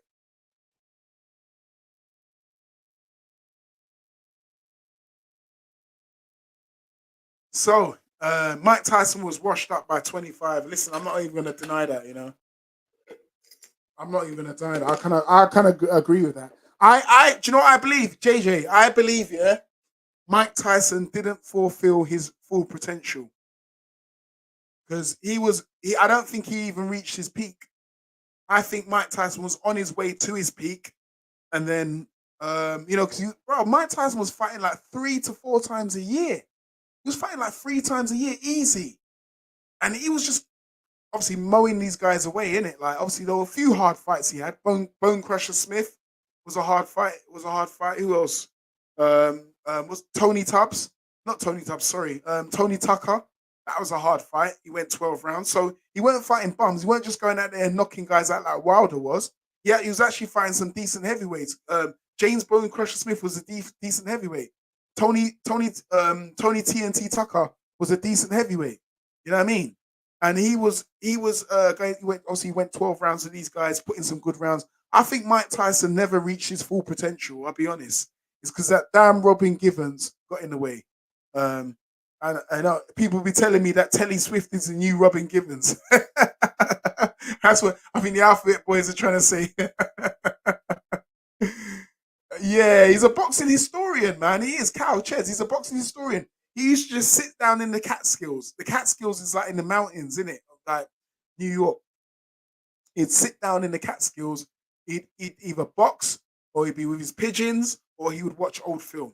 I've watched many documentaries on Mike Tyson, and that's all he used to do. So, you know what I mean, it's easier than ever to watch the old fights now. That's it. You think Wilder will be sitting there watching old fights? No, man, he'd be twerking, man. He'd be twerking, man. Practicing that twerk game. Tyson's manager, Jim Jacobs, had the largest boxing film collection in the world. Wow. I think ESPN bought it for big money. Whoa. Whoa. JJ, do you know what? Funny you said that. I used to have a massive boxing collection on VHS tape. Massive. Like, I'm talking, I used to have about at least, I would like 50 to 60 tapes, maybe even more. And you got to remember, those were 4 hour tapes. So you can have about 4 or 5 fights on each one. I had about 50 or 60 of them. But when the age of uh, compact disc came out and, VHS tapes were obsolete, I ended up throwing them away.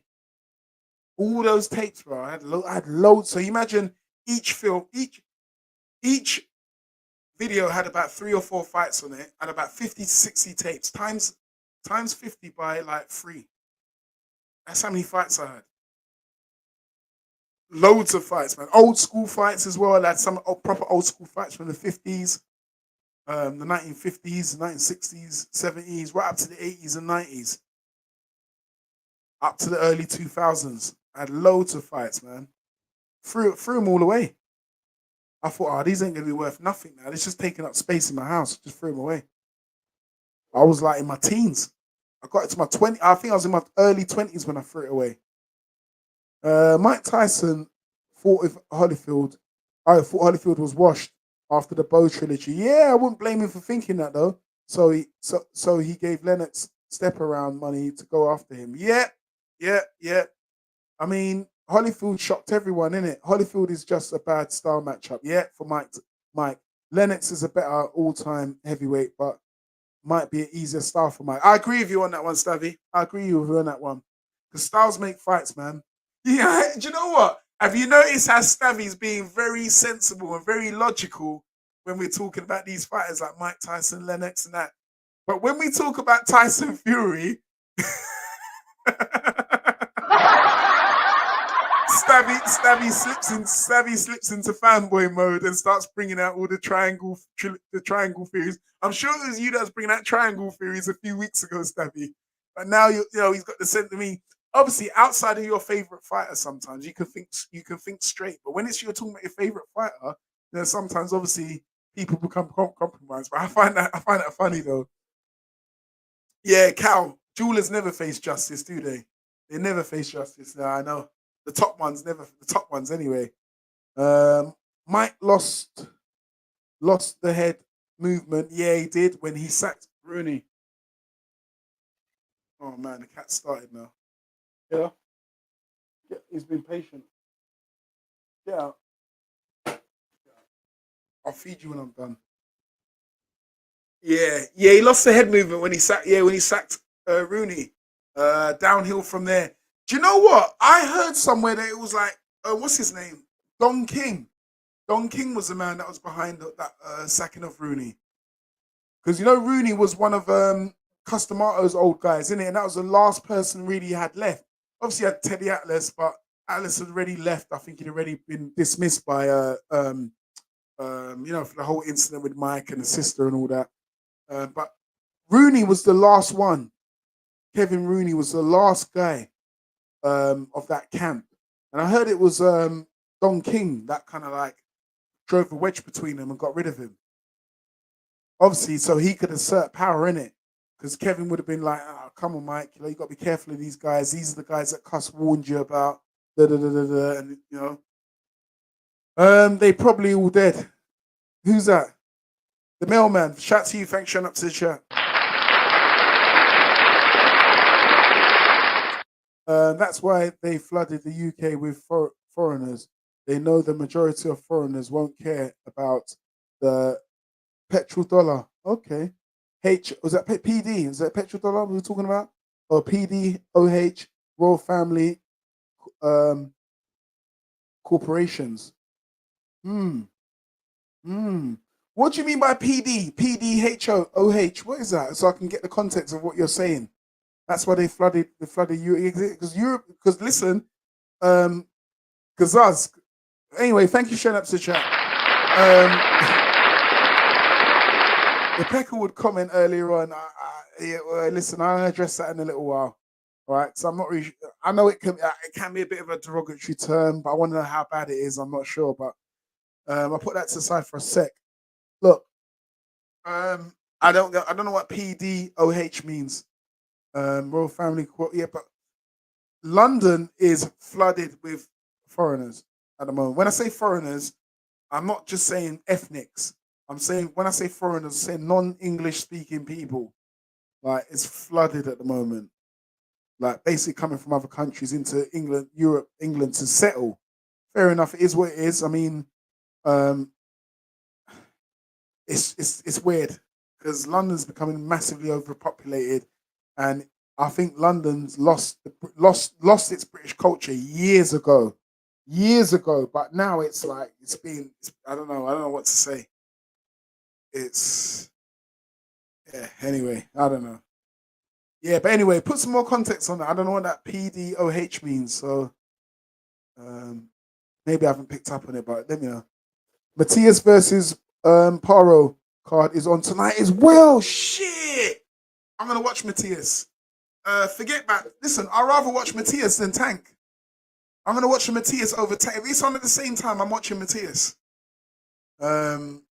Shit, got some good fights. So I'm doing some. All right, got some good post fight reviews to do then. Some good post fight reviews to do then, man. Okay, thanks for that, Stavy. Thank you very much for that. So we got Chris Billen Smith versus Reactpo. We got Tank versus Frank Martin. We got Matthias versus Paro. Oh man, some good fights on tonight. You can't shut the BBC. You can't shut the BBC. It operates under Royal Charter. Wow. So basically untouchable. Old King Charles was Savile's brethren. Brethren. Well, yeah, I ain't gonna lie because they're saying he used to supply. He used to supply for the Royals. Yeah, that's what we're hearing anyway. That's what was said. What was being said anyway. But anyway, if I talk too much, maybe YouTube might lock off this channel, so I gotta be careful. I agree with that, Outlaw. Tyson never reached his peak. I don't believe he did, man. I don't believe he reached his peak. Either Mike Tyson took more drugs than Fury.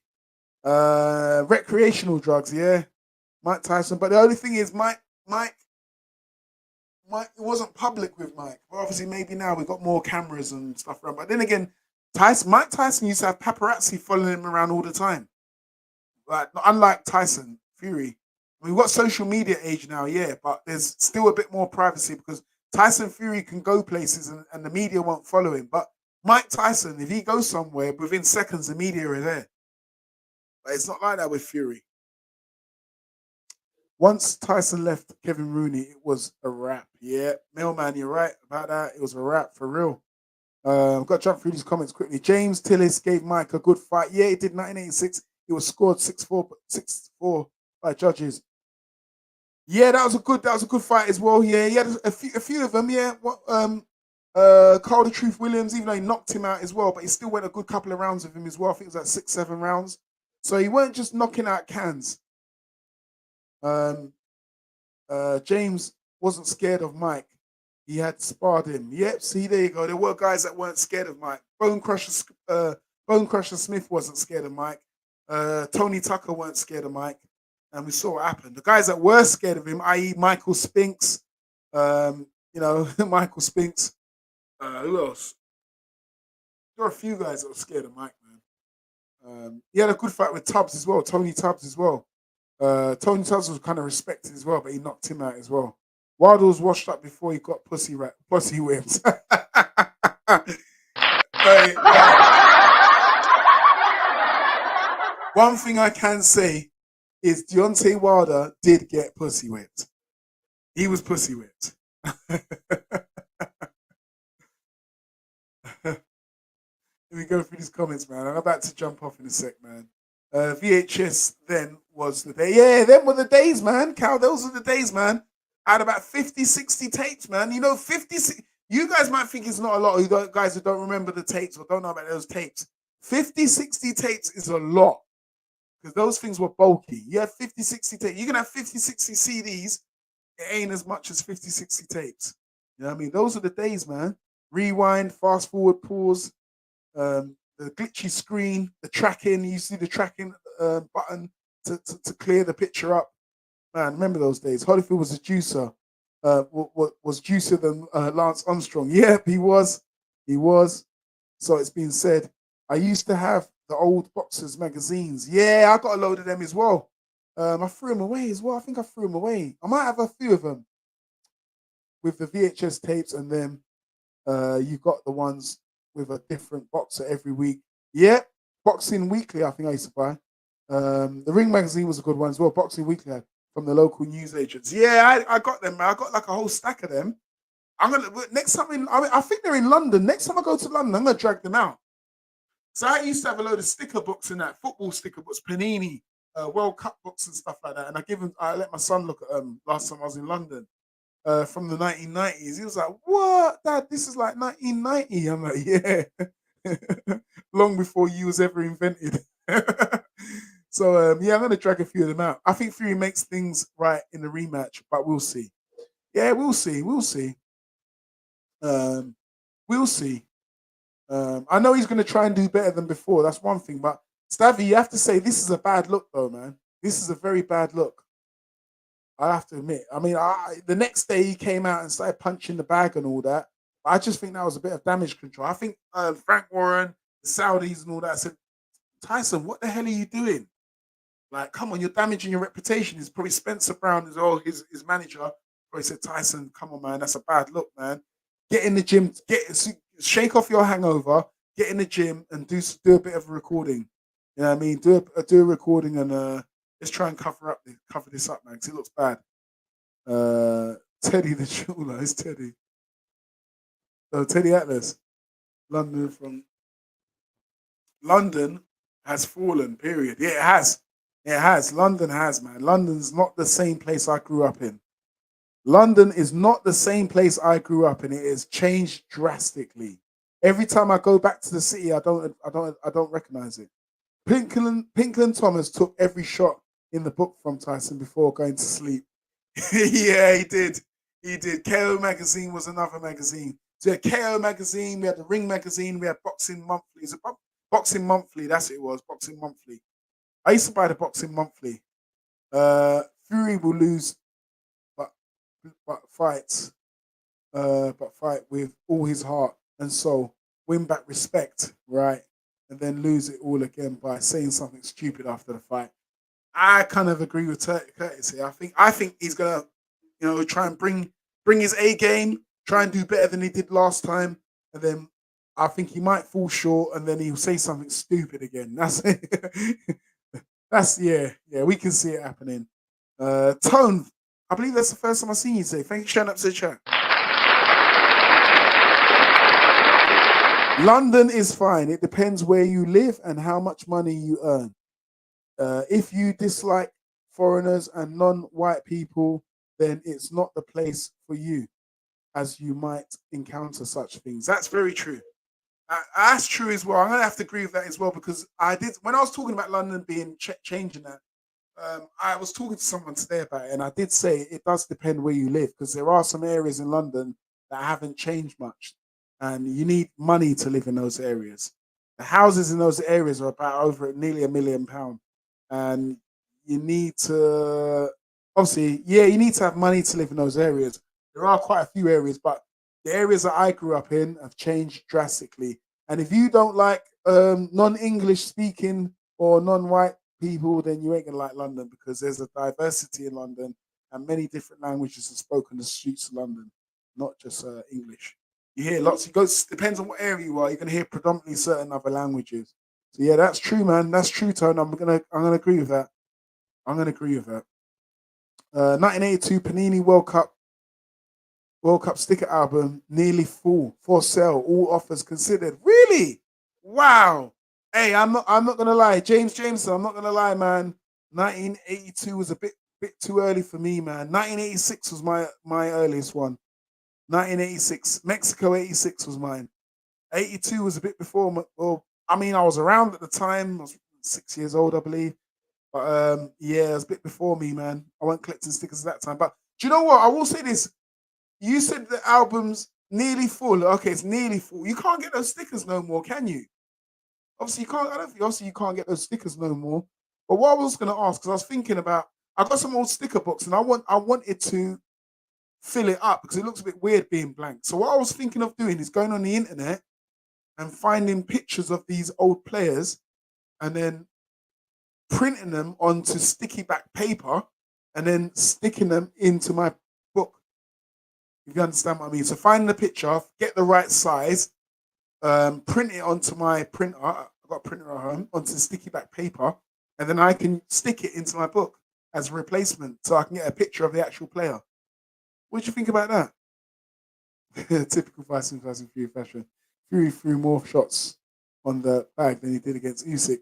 Yeah, he didn't look too great on that bag either. You know, he didn't look too great on that bag. I only go to London when I absolutely have to. Curtis, where do you live now then? And what area? Where do you live now? I was born in East London. Okay, you're born in East. What, Brick Lane? When people say East London to me, the first thing I think of is Brick Lane. You got Hackney, you got Leighton, Leytonstone, Wanstead, Beckton, Stratford, Plaistow. There's loads of places in East London. East Ham, East Ham, West Ham, Upton Park. You know, okay. Euler scheme. Oh, Zapto, Euler scheme. Is that the guys that are ripping off all the cameras? I think we was talking about it yesterday, innit? I might have low expectations, but as long as fighters aren't committing crime, I usually disregard. Now, if it's October and November and Fury is still drunk, falling all over, then it's no good. Yeah, I agree with you on that ones. Yeah, I understand what you mean. They have to be able to let loose sometimes, innit? But Fury's done it a bit too often, though. This is a bit too often from Fury. He's been seen in public doing it a bit too often. The first big tournament I remember was Euro 96. I remember that clearly. I remember that clearly. Oh my god. 1996. I remember that, man. Shit. Yeah, I remember those Euros. Newham. Okay, Newham, Stratford. Like Stratford, them type of areas. Newham, yeah. My cousin's from Newham. So what area do you live in? That where are you from now? Where are you based now then? So obviously you don't go to obviously you're out of London. Would you like it if Turkey makes a big boxing league and it's basically the only show in town? Yeah, like the UFC, most definitely. Stavy, most definitely, like the UFC. Yes, put it all under one umbrella. London's anti-driver. Yeah, it is traffic everywhere, man. We probably That's why I ride. I mostly ride a motorbike when I'm in London. I ain't got a bike now, but I need to get one and leave it at my mum's. So when I do get there, I ride the bike. We probably would get the fights we want more often. Yeah, we would do. No doubt. Listen, no doubt, Stavy, we will get the fights. 100%, we will get those fights. If we get the UFC model in boxing, we'll definitely get the fights. We're getting the fights now at heavyweight, but we will get the fight continuously get the fights if it's all under one banner. I live in Southend on Sea now. Okay, yeah, Southend. I've been obviously Southend. I'm very familiar with Southend. What's it like though? What's it? I know a few people that live in Southend. Well, used to live in Southend. A lot of people that have left London to move to Southend, obviously for cheaper rates. What's it like now, Curtis? Because you never know. I might actually think about moving down there one day. What's it like? Because at some point I'm thinking about moving back down south, but I don't want to move to London. But maybe outside of London. Southend's not that far either from where I live. From North. Well, it's not far from where I'm from in North London. Do you think if Turkey was in boxing 5 years ago, we would have gotten AJ versus Wilder? 100%. Stavy, 100%. If AJ, if Turkey was in boxing 5 years ago, we would have had Wilder versus AJ. 100%.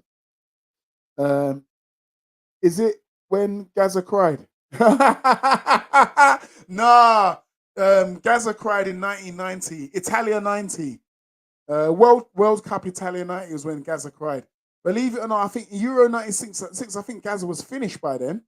Gaza was done by then. He weren't even in the England team. Um, if that's the case, the zero will lose its over importance. I hope it does, because I don't like the zero in boxing. People showing off about a zero in boxing. I hope it does. Stavy, no, Wilder wanted no part of AJ fight. Well, with the right amount of money, well, you know what? You might have a point there. 120. Well, if the Saudis offered him 100 mil for a one fight or a two fight deal, I don't know. He might have taken it. Who knows? There's a free fight deal with Dominic Brazil in it, which he knows he could have beat Brazil, but he did refuse 120 million. So maybe not. Maybe I'm mistaken. JJ, you might have a point there. Maybe not. Okay, I'm gonna make this the last one before I jump out of here. Um, it's not perfect, but you can at least let your guard down around here. Yeah, not as intense as concrete jungle. That is London. Yeah, you're right. You're right. You can't let your guard down in London, man. Definitely not. Listen, I've been randomly attacked in London, randomly attacked at night time on the streets of London, walking home on my own about 3 times. Random attacks for no reason. 3 times. I bear a scar underneath my eye from one of the attacks. Don't worry, I give as good as I got. When I got this scar, I gave as good as I got. If anything, I think a couple of them ended up with broken legs. I ran 2 of them over in a car in retaliation. There's 3 of them, and I was on my own. And one of them had a knuckle duster, the other one had a screwdriver, another one had a knife. So I went back to get one of my pals. We went looking for him. Eventually, they ended up being 4 of them. Saying actually another guy joined onto them. I ran 3 of them over, and 2 of them were on the ground. They weren't getting up, and we had a fight with the other 2. And then this was before before the smartphone. I had an Ericsson color screen phone that could record, but it was like very, like we're talking about 480p, whatever.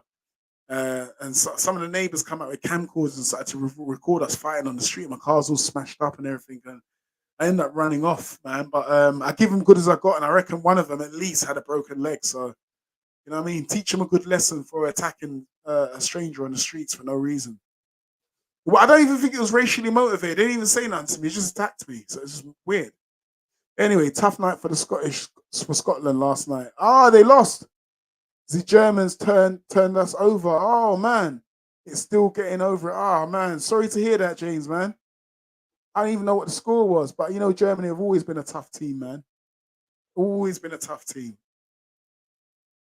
Oh, then Southgate missed the penalty. My memories, yeah, not good with dates. Yeah, Southgate missed the penalty, and so did Stuart Pearce. He missed the penalty as well. Uh, when I think of Gaza crying, I can hear Nessun Dorma. What the Italian song? Was it Pavarotti? The Pavarotti song? Is that the Pavarotti song? I think it is. Anyway, got to watch where you park your motorbike in London. Hey, listen, I don't park my motorbike in London. My bike's in my in on my property. Let's just say securely on my property, round the back of my property. And when I ride my bike, when I used to ride my bike anyway, I ain't parking it nowhere. That bike's got to be with me 24/7 wherever I go in London. If I go into someone's house, it needs to be secure, um, chained up, and I need to be able to have eye access to it. And also, I had an alarm on it, so if anyone moved it, it'd go off and I could hear it. But yeah, man, bikes go missing in London every day. No matter where you go on the planet, you have to watch your back. Yeah, for real. I agree with you on that one. Some places more than others, I'd say though. I walk around like Boba Fett when I'm in London. I trust nobody there. For real, hey, Curtis, like me, man. Listen. In the streets of, I don't know. To tell you the truth, yeah, I can walk around London and yeah, I hear what you're saying. I know, I hear what you're saying. Lately, yeah, lately. I mean, when I was, I don't know, driving around the streets of London nighttime is not as bad because you're in your car. But if you're on foot around at nighttime, my particular area, I'm okay, but I'm okay. I will walk around unarmed, okay, you know what I mean? But I will say this, the three times that I did get attacked was in my area. And I've walked around loads of areas at nighttime all the time and nothing's ever happened. So is what it is. The Germans. The way you say the Germans.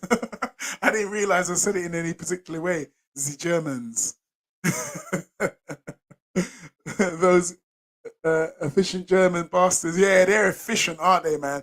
They play football like a machine. It's like a well-oiled machine. The way they play football. Oh, Pavarotti, yeah, man. Shout out to Pavarotti. The Germans, man, they play football like a machine, man. Papa Fett, man. That Papa Fett thing made me laugh, man. The Papa Fett comment. You walking around with all types of tools, man. Defensive, obviously defensive, not offensive. Germany beat the Czech Republic in the final. That was at 96, yeah, Euro 96, I think that was. Uh, yeah, be prepared for the worst.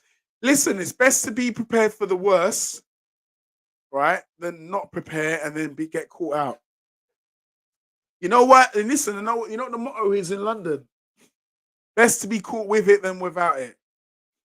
So in other words, if you get stopped by the police and they find a knife on you and you get 6 months in prison, you think to yourself, well, I'd rather do 6 months in prison than to be caught by my enemy without it, and I'll be doing eternity in a cemetery somewhere. You understand what I mean? I know they talk about knife crime in London and stuff like that. Knife crimes like gone through the roof. It's like, you know what I mean?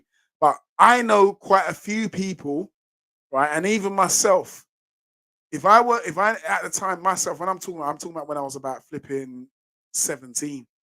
But if I never had a knife on me that day, I think I wouldn't be alive today. It was a knife that deterred them from attacking me. You understand what I mean? And I know of various people that have had it on them and have pulled it out at the time they needed it, and it stopped the attack from happening. And then eventually, so sometimes, you know what I mean? It is what it is. I don't agree with the knife crime, that attacking anyone. I've never gone out deliberately and attacked someone with a knife. But, as a defensive tool, I mean, I wouldn't argue against it, man. Really.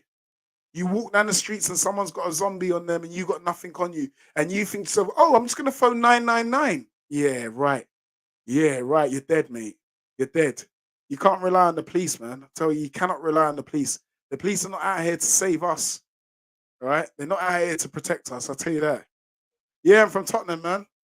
Yeah, I'm from Tottenham. I'm from Tottenham. I'd rather be a judge by 12 than carried by 6. Yeah? See? That's it. You'd rather be judged by 12 than carried by 6. Exactly. And the thing is, I mean, listen, the other day, I was driving the other day and I had a little bit of road rage. Four dudes were in the car. Believe it or not, four dudes. They must have been between 19 and 23. And they blocked the road, and I'm a patient guy, so I thought obviously they're doing something, so I thought they've recognised me, so they're not going to, they're going to move soon. They took a look at me and they continued talking between car to car. So I flashed them, and then they looked at me and they ignored me and carried on talking. So they're looking at my car now. I think, I know what they're thinking to myself, what are these guys doing, man? So I flashed them again. They looked at me, didn't say nothing. And then I bibbed the horn, beep. One of them got out of the car and goes, we bibbing for? I said, get. So I looked out my window. I said, get the fuck out of the road. You're blocking the road. He looked at me and was like, raw, what the fuck? My man's on his own. The way he just spoke to us. So get the fuck out of the road. And they were like, yo, bro, what you mean? What you talking about? It's me, bro. I pay my road tax. You pay your road tax. That means you got no more right over the road than I have. I need to get past you to get to where I'm going. You're blocking the fucking road. Get out of the fucking way. And they were like, yo, bro, relax, man. Relax, me, bro. Don't give me the right. Just get out of the fucking way. And they're looking at me. I think they wanted to start something, but they're looking and thinking, this guy looks well confident. So the other guy gets out of the car and gets into the other car because I think they were going somewhere. They were all going to jump in one car. So they were maneuvering around and everything. As they were maneuvering, I waited for them to maneuver and I was going past them. And as I was going past, one of them started saying something from the back window. I just wound the window and go, bro, what the fuck are you saying? What are you saying? They were like plastic gangsters. I said, what are you saying, bro? What? And he's like, you're saying something. I go, I'll wind your window down or come out the car and say it to my face. And then, waving their hand, and one of them just shouted, oh, bro, just go about your business. Go about your business. I went, yeah, fuck off and go about your business, bro. And I drove off. But I stuck it on them. And then, you see, it's like the plastic gangster effect. I had a few things in my car to protect myself. Don't get me wrong. I got Kevlar gloves in my car. Sandfield Kevlar gloves. So you take a punch from those you know about it. Not only that, I could literally grab the handle of a blade. It won't cut through it, right? So I used to use them for security, and I still got them in my car. So, and I also got a couple other things as well, right, to protect myself. I was well confident. I said, come out the car and we'll find out. All four of you, come out. Because these guys were like, I don't know, height don't mean nothing, right? But I had a physical advantage over all four of them. I just felt like I would have banged one of them, he would have dropped to the ground, that would have been it. And you know what I mean? Then it would have the next one. I'm trying to say, they might have rushed me at one time, but I had something anyway. But anyway, enough said. I'm going into it now. I'm yapping. I should have been out here ages ago. But yeah, anyway, man, you get these huge plastic gangsters that try and intimidate people in groups. I weren't having none of it. I weren't in the mood anyway, and I weren't having none of it. But it is what it is. I walk around with a strong football sock with an AA batteries in both. Well, why not, man? I don't blame you. You got to protect yourself with something. You know what I mean? I've got like I don't know if you guys have heard of Cali or a screamer. It's a Filipino martial art. I got one of those sticks in my car, and believe me, they can do some fucking damage. And even if somebody's got a knife on them, the sticks, you got to remember the stick's longer than the knife. That's all I'm going to tell you. All right. I've seen a lot of guys get disarmed, dismantled with one of those sticks against a knife. So I got one of them in my car 24/7. But when I'm walking on the streets, I just be alert. Put it that way. I don't need a rule. I'm just a fast runner. Yeah, you got to be a fast runner as well, Tone. Tone. I've had to hightail it a few times, man. The 3 times that I got attacked on the street, one of them was when I ran over the guys. The other 2 times, I just legged it, bro. I legged it. I legged it, and then I come back. Listen, one of the times I came back out, I legged it, got into my house. The geezer threw a brick at me when I legged it as well, 2 of them. Got into my house, and when I got into my house, I grabbed what I needed to grab. I came running back out again, and they saw me come running back out, and they're like, "What the fuck?" They ended up running off. I jumped into my car. I looked down the road, couldn't find him, jumped in my car. And I was driving up and down for about an hour looking for him. I didn't find him, but it is what it is. Everybody had knives in the 1990s. They did. Listen, I'm not even gonna lie. I used to walk around with one in my teenage years from the age of 13 up until about 19, and then I upgraded. Yep, from the age of 19, I upgraded right up into the age of about 26. So from 26, from 19 to 26, I upgraded. So I ain't gonna say it on here. You know what I'm talking about. So it was like 13 years old up until 19. I had like just little flick knives, jack knives, and stuff, lock knives. And then when I got to 19, I upgraded. But the thing is, I've never, ever, ever caused anyone physical harm with any of those tools. Never. And I've been in a lot of shit in my time, and you know what I mean. We've had skirmishes, had fights, stuff like that. But I've never actually used anything like that on somebody. I can say that. All right. Do the job. Yeah, the batteries in the sock will do a job, man. And that's something you could just roll around with that. You know what I mean? They can't say nothing to you about it. It's not illegal. Also, I got what's called an entrenching tool, or an E tool, an entrenching tool or an E tool. Stavy, if he's still in the chat, you know what I'm talking about. The Army Rangers carry entrenching tools. I got one in the back of my car. It's like a mini shovel, and it can fold up.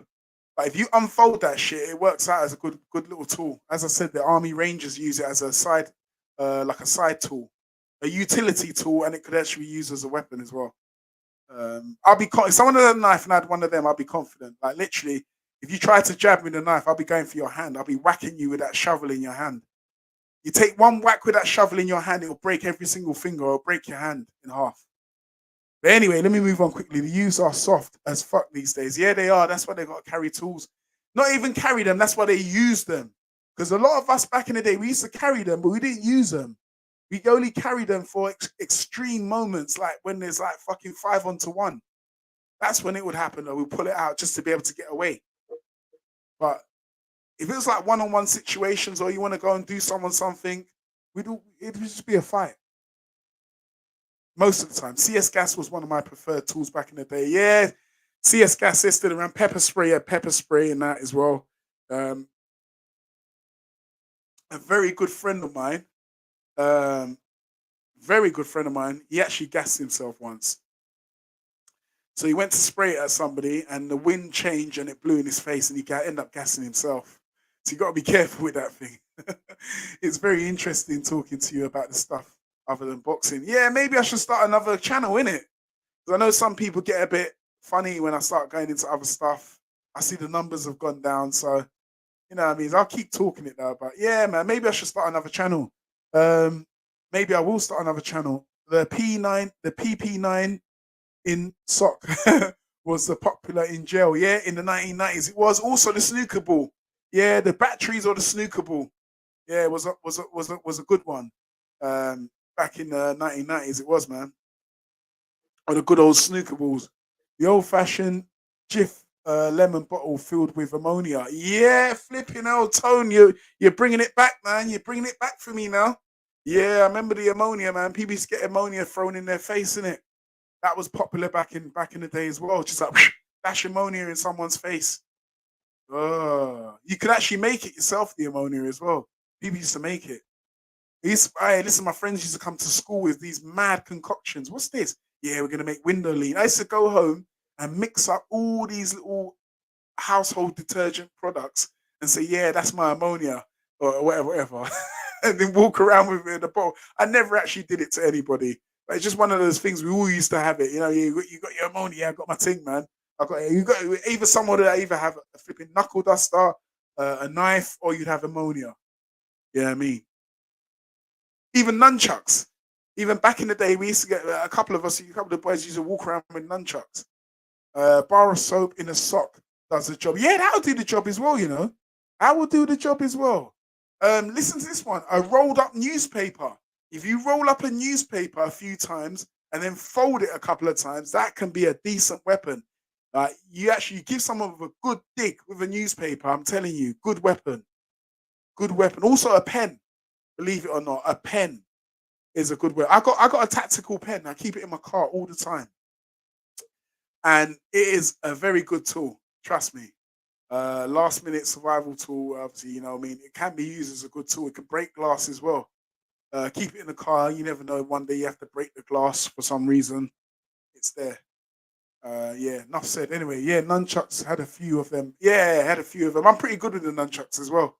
I'm not too bad with the nunchucks. I still own a pair. I own a training pair and I own a proper pair as well. I'm pretty good with the butterfly as well. The butterfly, the balsam. They call it balsam, innit? Fold up newspaper is called a Millwall brick. Is it? For real? Shit, I didn't even know that, bro.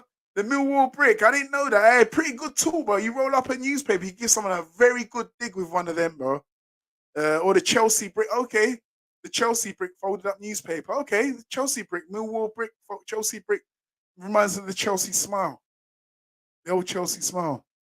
Uh, a maglite torch is a good tool. Yes, it is. I got a good torch in my car. That's one thing I always carry in my car as well. I live in Manchester. There's some listen. I'm only 2 miles away from rural areas. Yeah, I can literally drive 2 miles and I'm literally in the moors, Saddleworth Moors. Yeah, the Saddleworth Moors. Some of you might have heard of it, Saddleworth Moors. And I always keep a torch in my car and I always keep spare batteries in case that torch runs out. And it can be used as a pretty good tool as well. And another thing that you guys might not realize as well with a torch, another thing, not only can a torch be used as a tool to hit someone with, strike someone with, also it can be used as a good tool for deception. Like if you got a strong torch, yeah, if you get up close to somebody and if you you need the element of surprise. Shine the torch in someone's face at nighttime, it will blind them. It will temporarily blind them for about 10 seconds. You know what I'm talking about? You flash a torch in someone's face, for 10 seconds, they're blinded. You can get off on them for 10 seconds. And then, or if you need to run, you can, I mean, you can literally blind a few people. Because I got like a wide range torch. And if you switch it on and just flash it in their face at close range, yeah, literally, if it was nighttime, you'd end up blinding them for a few seconds. And that'll give you time to get away or do what you have to do. So yeah, torches are very important. I carry a torch, I carry a tactical pen, I carry an entrenching tool, and I carry a single Cali stick in the car. All at one time. None of them are illegal. McDonald's straws and a soggy paper, get them with a spitball. You joking? You can get good UV torches these days. You can. Decent ones. Tesco's does one. If you go into a Tesco's petrol station, go in there. They've got some good torches. They're really powerful torches. And it's also got a zoom on it as well, where you can widen the range of the torch or narrow the torch. Pretty good torches, man. I got two of them. One of them in my car, one of them in my house. Yeah, the old blind and bash technique. That's what it is. Old school. See, Cal, Cheds, I know you're an old school guy. LCJJ's old school as well. Back in the day, we had these techniques, innit? These very savvy techniques, man. This is what we use, you know what I mean? These youngsters don't know nowadays. They just carry a knife and just want to swing it around. You know, the thing is, a lot of these youths don't even know how to use the knife. I've seen them on social media. I'm like, what are you doing? Learn to use it. If you learn to use it, then you might actually respect it a bit more. Then you're like, right, I'm not going to, I know I could do this pretty easily. So, a lot of these guys are very insecure, effeminate energy. That's why they use a knife and they're not sure of this, unsure of themselves. Learn to use the thing, then you might respect it a bit more. But anyway, I'm going to have to jump out of it. Anyway, 5 people listening in the chats. Do us a favor, if you don't smash the like button, please do so. Let me check out this poll quickly. Where is Floyd Mayweather? Is he still in Dubai? 61% believe he's still in Dubai. 22% believe he's in his girl collection club, hiding in the club collection, girl collection, I was meant to put, sorry, my mistake. And 17% believe he's hiding out with Al Heyman. So, yeah, here's what it is. So, let me end this poll. Those of you that ain't got a wrench, I'll wrench you up. You'll have a wrench. Hang on a second. Let me give you a wrench quickly. Okay, not all of them are showing up on my screen. I don't know why. What we'll do is the next live stream, if it ain't showing up, I'll unwrench you and wrench you again. Yes. So yeah, hang on a second. Get some of these wrenches up, man. Give you guys these wrenches. Dan, let me give Dan. Yeah, wrench Dan. Yes. Yo, Sports Predictions 101. Shout to you, my guy. Thank you for showing up to the chat. Yo, hey, we got a good night. Listen, I'm on my way out, but we got a good night of boxing just before I leave, yeah? We got a good night of boxing tonight. In the UK, first off in the UK, we got Chris Billam-Smith versus Richard Riakporhe, right? That's the main event. We also have Ben Whittaker, the showboater. He's also going to be on the card. We got Tank Davis versus Frank Martin main event. Benavidez is making his debut at 175, and we've also got Subriel Matias. Right, he's making his debut under the Matchroom banner against Paro. I don't know Paro's first name. It's Wrench Weekend. Yeah, it's Wrench Weekend, man. But anyway, thank you everybody for showing up to the chat. Much appreciated. Sports predictions. Hopefully you've done a few predictions on the fights tonight. I'm gonna go and have a look at your channel. Hopefully you've done some videos because I might be putting on a little bet tonight. So I want to hear what you have to say about it. But anyway, enough said. Okay. Also, sports predictions. Add me on Instagram, my guy. Add me on Instagram because I remember you've been talking about doing a live. So add me on Instagram so that we can have a chat about this live you're on about. So let me put the banner up quickly before I go. Right. Yeah. You see that? Yeah. So the Instagram's there, innit? Instagram is at Outlaw Pugilist. I've changed it, Outlaw Pugilist Reloaded. At Outlaw Pugilist Reloaded, all one word. So I've got to change this banner. But anyway, enough said.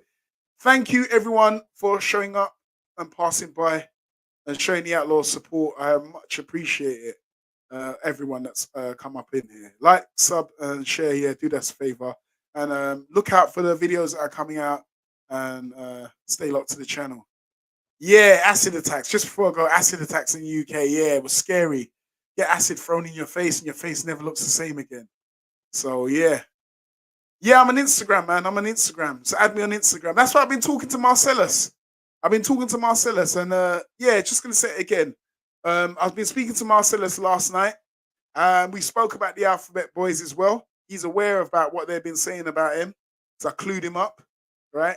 And yeah, he said he's going to come on the channel. So hopefully look out for it. Anyway, enough said. Sports predictions, buckle up, hit me on the gram. Enough said. Thank you everyone for showing up to chat and I'm out.